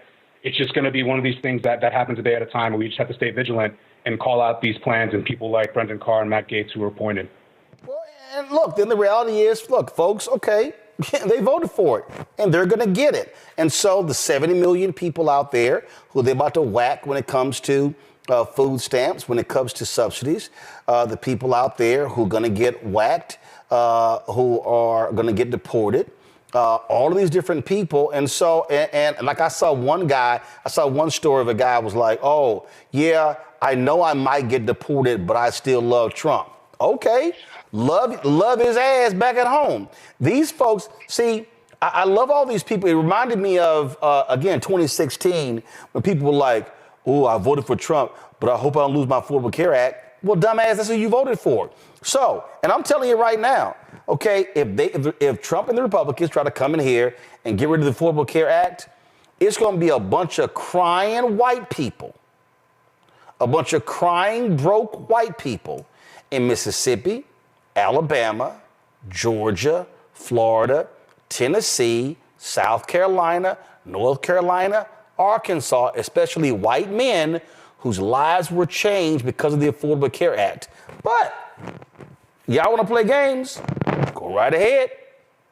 Yeah, I mean, what we're going to see here is overreach, right? Trump thinks he has a mandate on his extremist agenda, but as we see, Roland, me and you, we know all these plans, but the average American, a lot of them are tuned out. They don't know the exact details of what Donald Trump is about to pursue. They think, tough guy, economy, lower prices. That's maybe what they thought when they went in the voting booth. But tariffs and a lot of these policies are going to hit, like you said, some of these vulnerable people in red states that Trump considers his base. And by then it's too late. We've elected the guy. And I think one of the silver linings, which is unfortunate because a lot of people are going to get really hurt by this, especially migrants.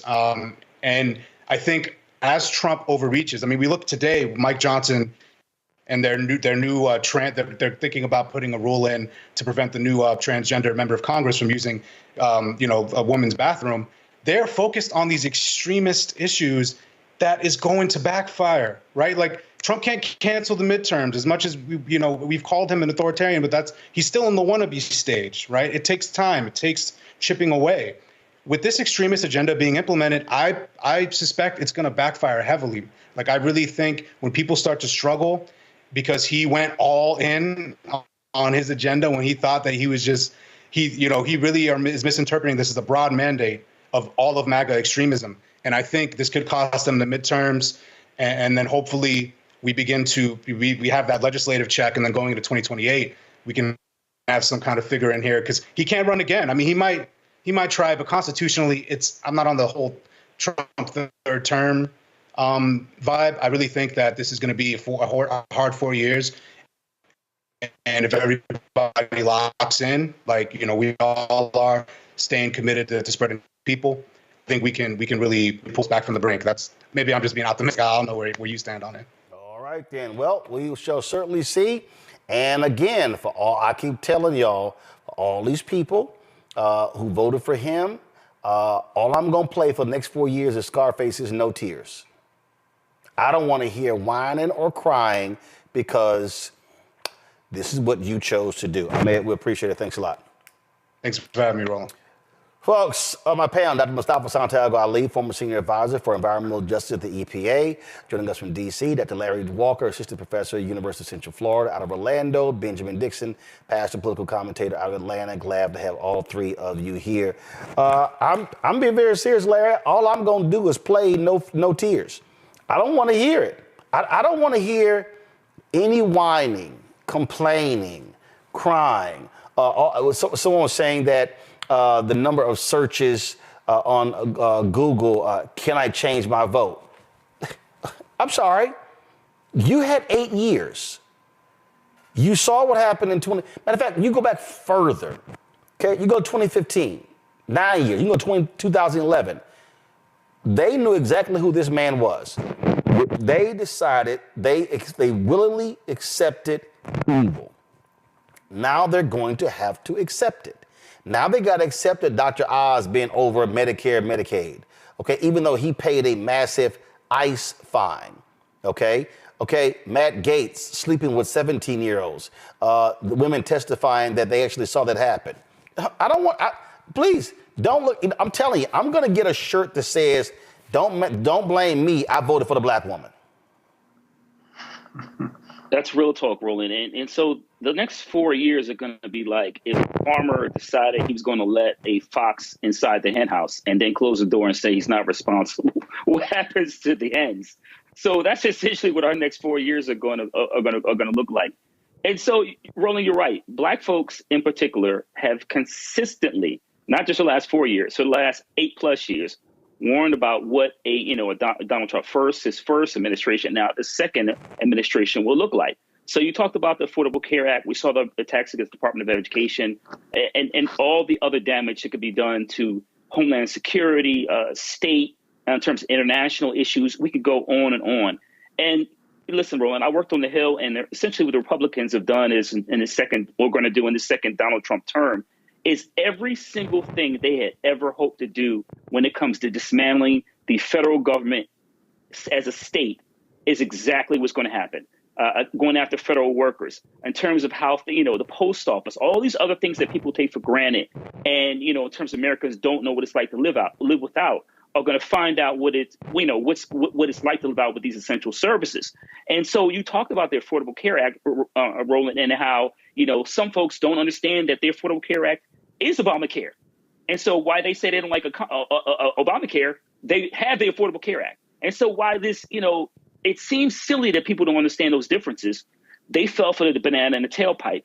And you're right. There are millions of people who are going to lose their health insurance. Parents who have their, were able to keep kids on their insurance until 26. Let's not talk about pre-existing conditions in terms of individuals we all love about who have had previous health challenges. Their ability to get new insurance or keep their insurance will be made virtually impossible. And then once again, this is the dismantling of the federal government as a state, and we will all pay for it. I really, Mustafa, it will be difficult, yes, but for a lot of these people, I really don't want to hear a lot. I don't. It's not like, again, it's not like they didn't know. It's not like they didn't know the kind of things that he said. They didn't know about his behavior. All of these things were there. They were covered. It was public. It was all there. They simply said, oh no, eggs are too high, even though eggs went down. Gas is too high, even though gas went down. Oh, the economy is awful. Okay, they said, we're going to ignore how he responded to COVID because we're going to only focus on those 2 other great years. Okay, good luck. Yeah. I was thinking about this earlier, and it's amazing. I don't think most folks get that they're literally going to be paying for incompetence and extremism. So they're going to use your tax dollars to actually implement many of these things that are going to put your life in a much more difficult position. For some folks, it will shorten your life. For others, it will take your life.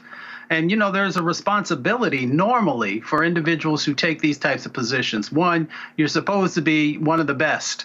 If you're going to lead, whether it is HUD or EPA or HHS or a number of different places. The other part is that you are supposed to care about the community and you're supposed to take civil servants seriously in this space. But now you're going to have folks who, whether you believe in wanting to have clean air or clean water, that is going to become much more difficult. When we look at, as Brother Larry just talked about, around healthcare, for those of us who have been fighting for criminal justice reform, we now know that that's going to be much more difficult. For voting rights, all these different types of things, you are literally paying for these things to be dismantled and deconstructed. So I hope you get what you had hoped for, because, now you're paying for it in so many different ways, in both your health and the future of your children, and in relationship to your positioning inside of this society. Ben. One of my concerns, Roland, is the power of MAGA, the misinformation machine, to turn the minds of these people. I've seen people in person who literally embrace the destruction. They embraced the destruction of COVID. One guy came and said that he felt it was his patriotic duty to get sick with COVID, right? And the ability to manipulate the minds of the masses at that level really suggests to me that even after they go through the stage of destruction, they'll still be turning back to Donald Trump, thanking him for punishing them and thanking them for destroying their lives. And so it's a really sickening deception that is over this entire country that honestly, we have to be delivered from, because it's going to impact us as much as I want to poke in the eyes of other people. And I'm doing my best. I want that T-shirt that you're going to get. Don't blame me. I voted for the black woman, right? I want that T-shirt, but I do know that when they start rolling back water regulations, that it's going to impact our water supply. When they affect the EPA, it's going to affect everyone's air that we breathe. So it's really going to have a deleterious effect on every single one of us. But there's going to be a subset of folks who turn around and thank their dear leader, Donald Trump, for making their life miserable. Oh, absolutely. And again, had a whole campaign, and the folks chose to do differently. So any of those people who go, oh my God, I regret my vote, we tried to tell you. Hi, I'm Isaac Hayes III, founder and CEO of Fanbase. Fanbase is a free to download, free to use, next generation social media platform that allows anyone to have followers and subscribers on the same page. Fanbase was built through investment dollars from equity crowdfunding from the Jobs Act. People just like you helped build Fanbase. and we're looking for more people to help build Fanbase. We are currently raising $17 million in a Regulation A crowdfund on StartEngine. We've already crossed $2.1 million, but we're looking to raise more capital from people just like you that deserve the opportunity to invest in early stage startups without having to be accredited investors. So right now, I'd like you to go to startengine.com/fanbase and invest. The minimum to invest is $399. That gets you 60 shares of stock in Fanbase right now, today. And then use Fanbase to connect with friends, grow your audience, and be you without limits.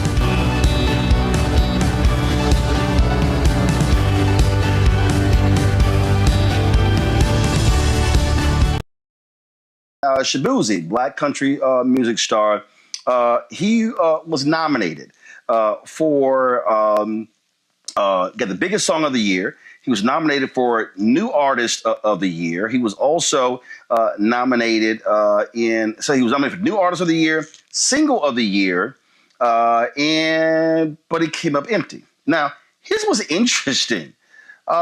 This guy named Trent Wilmot, who was the producer for Cody Johnson. Cody Johnson won Album of the Year.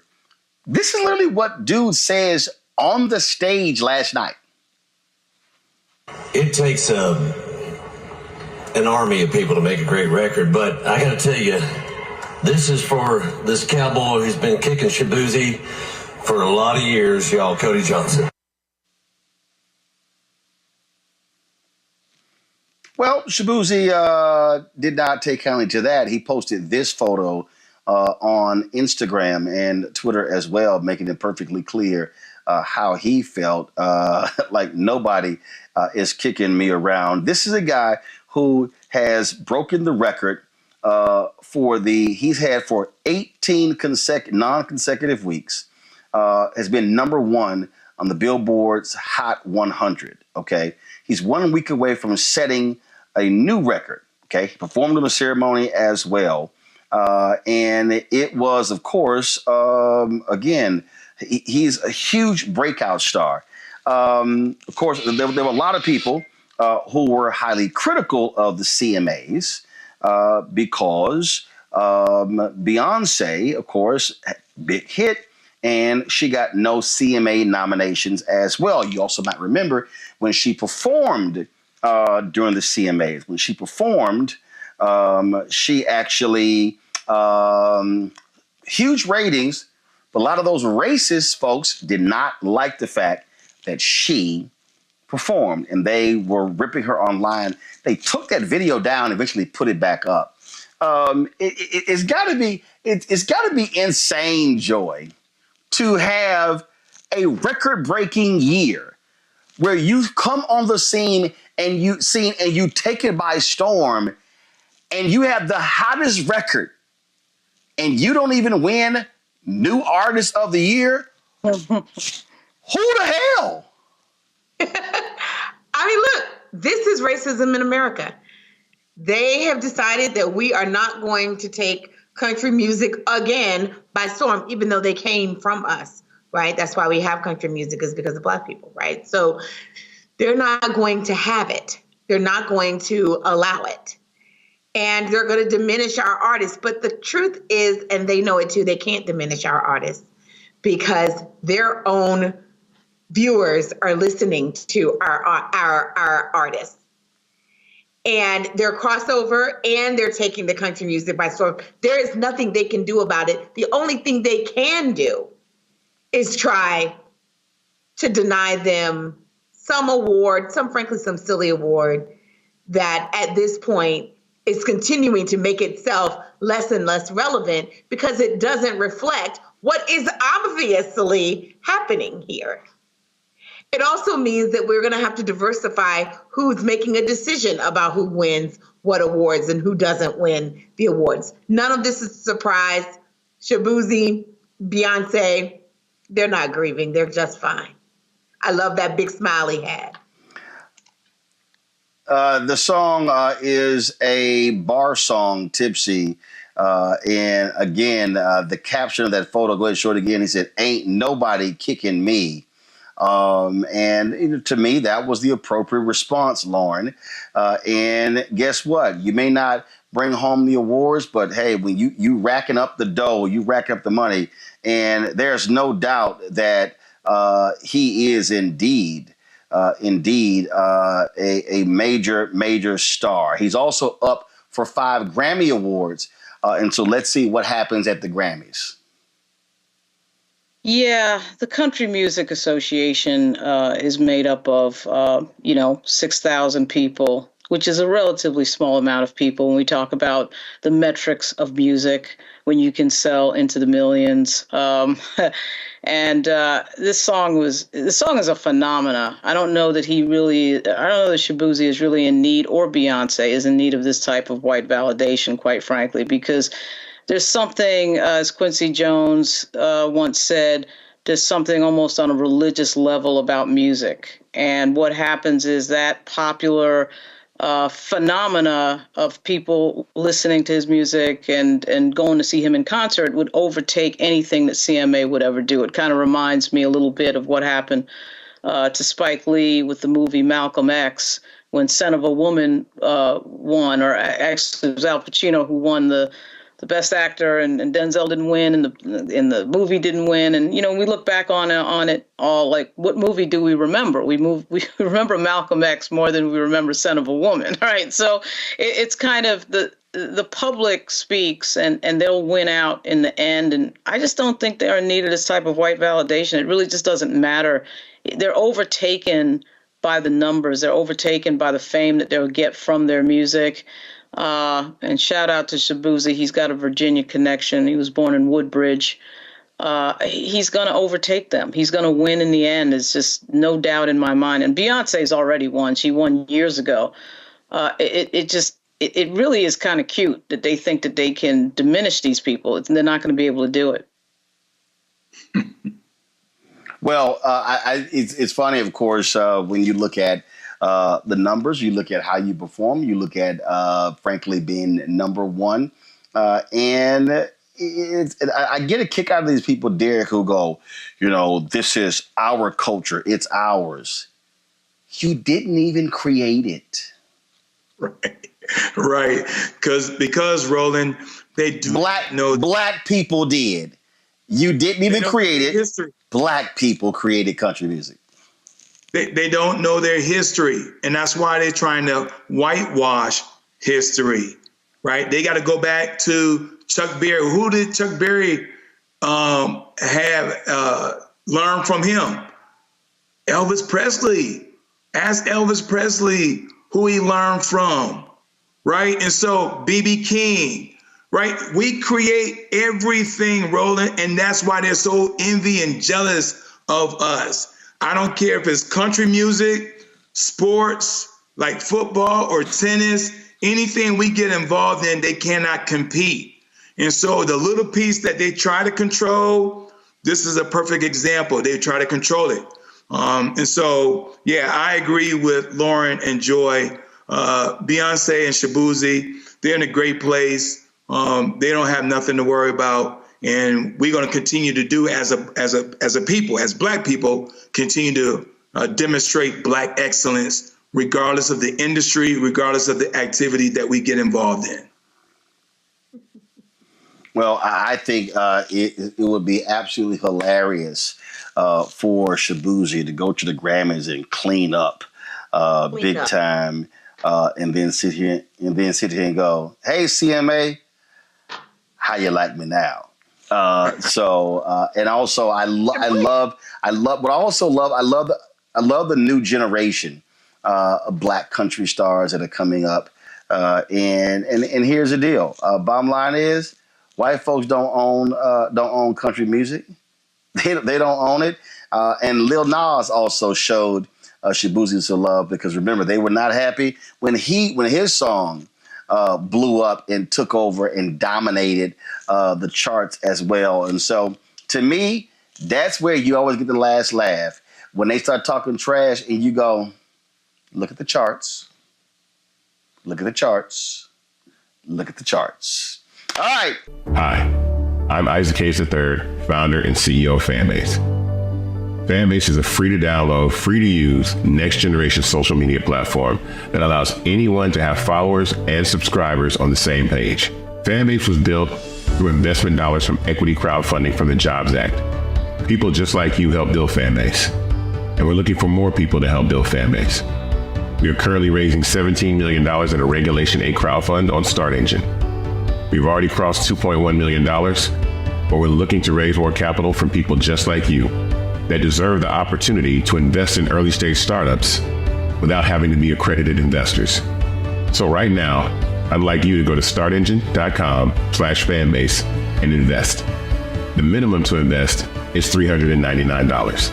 That gets you 60 shares of stock in Fanbase right now, today. And then use Fanbase to connect with friends, grow your audience, and be you without limits.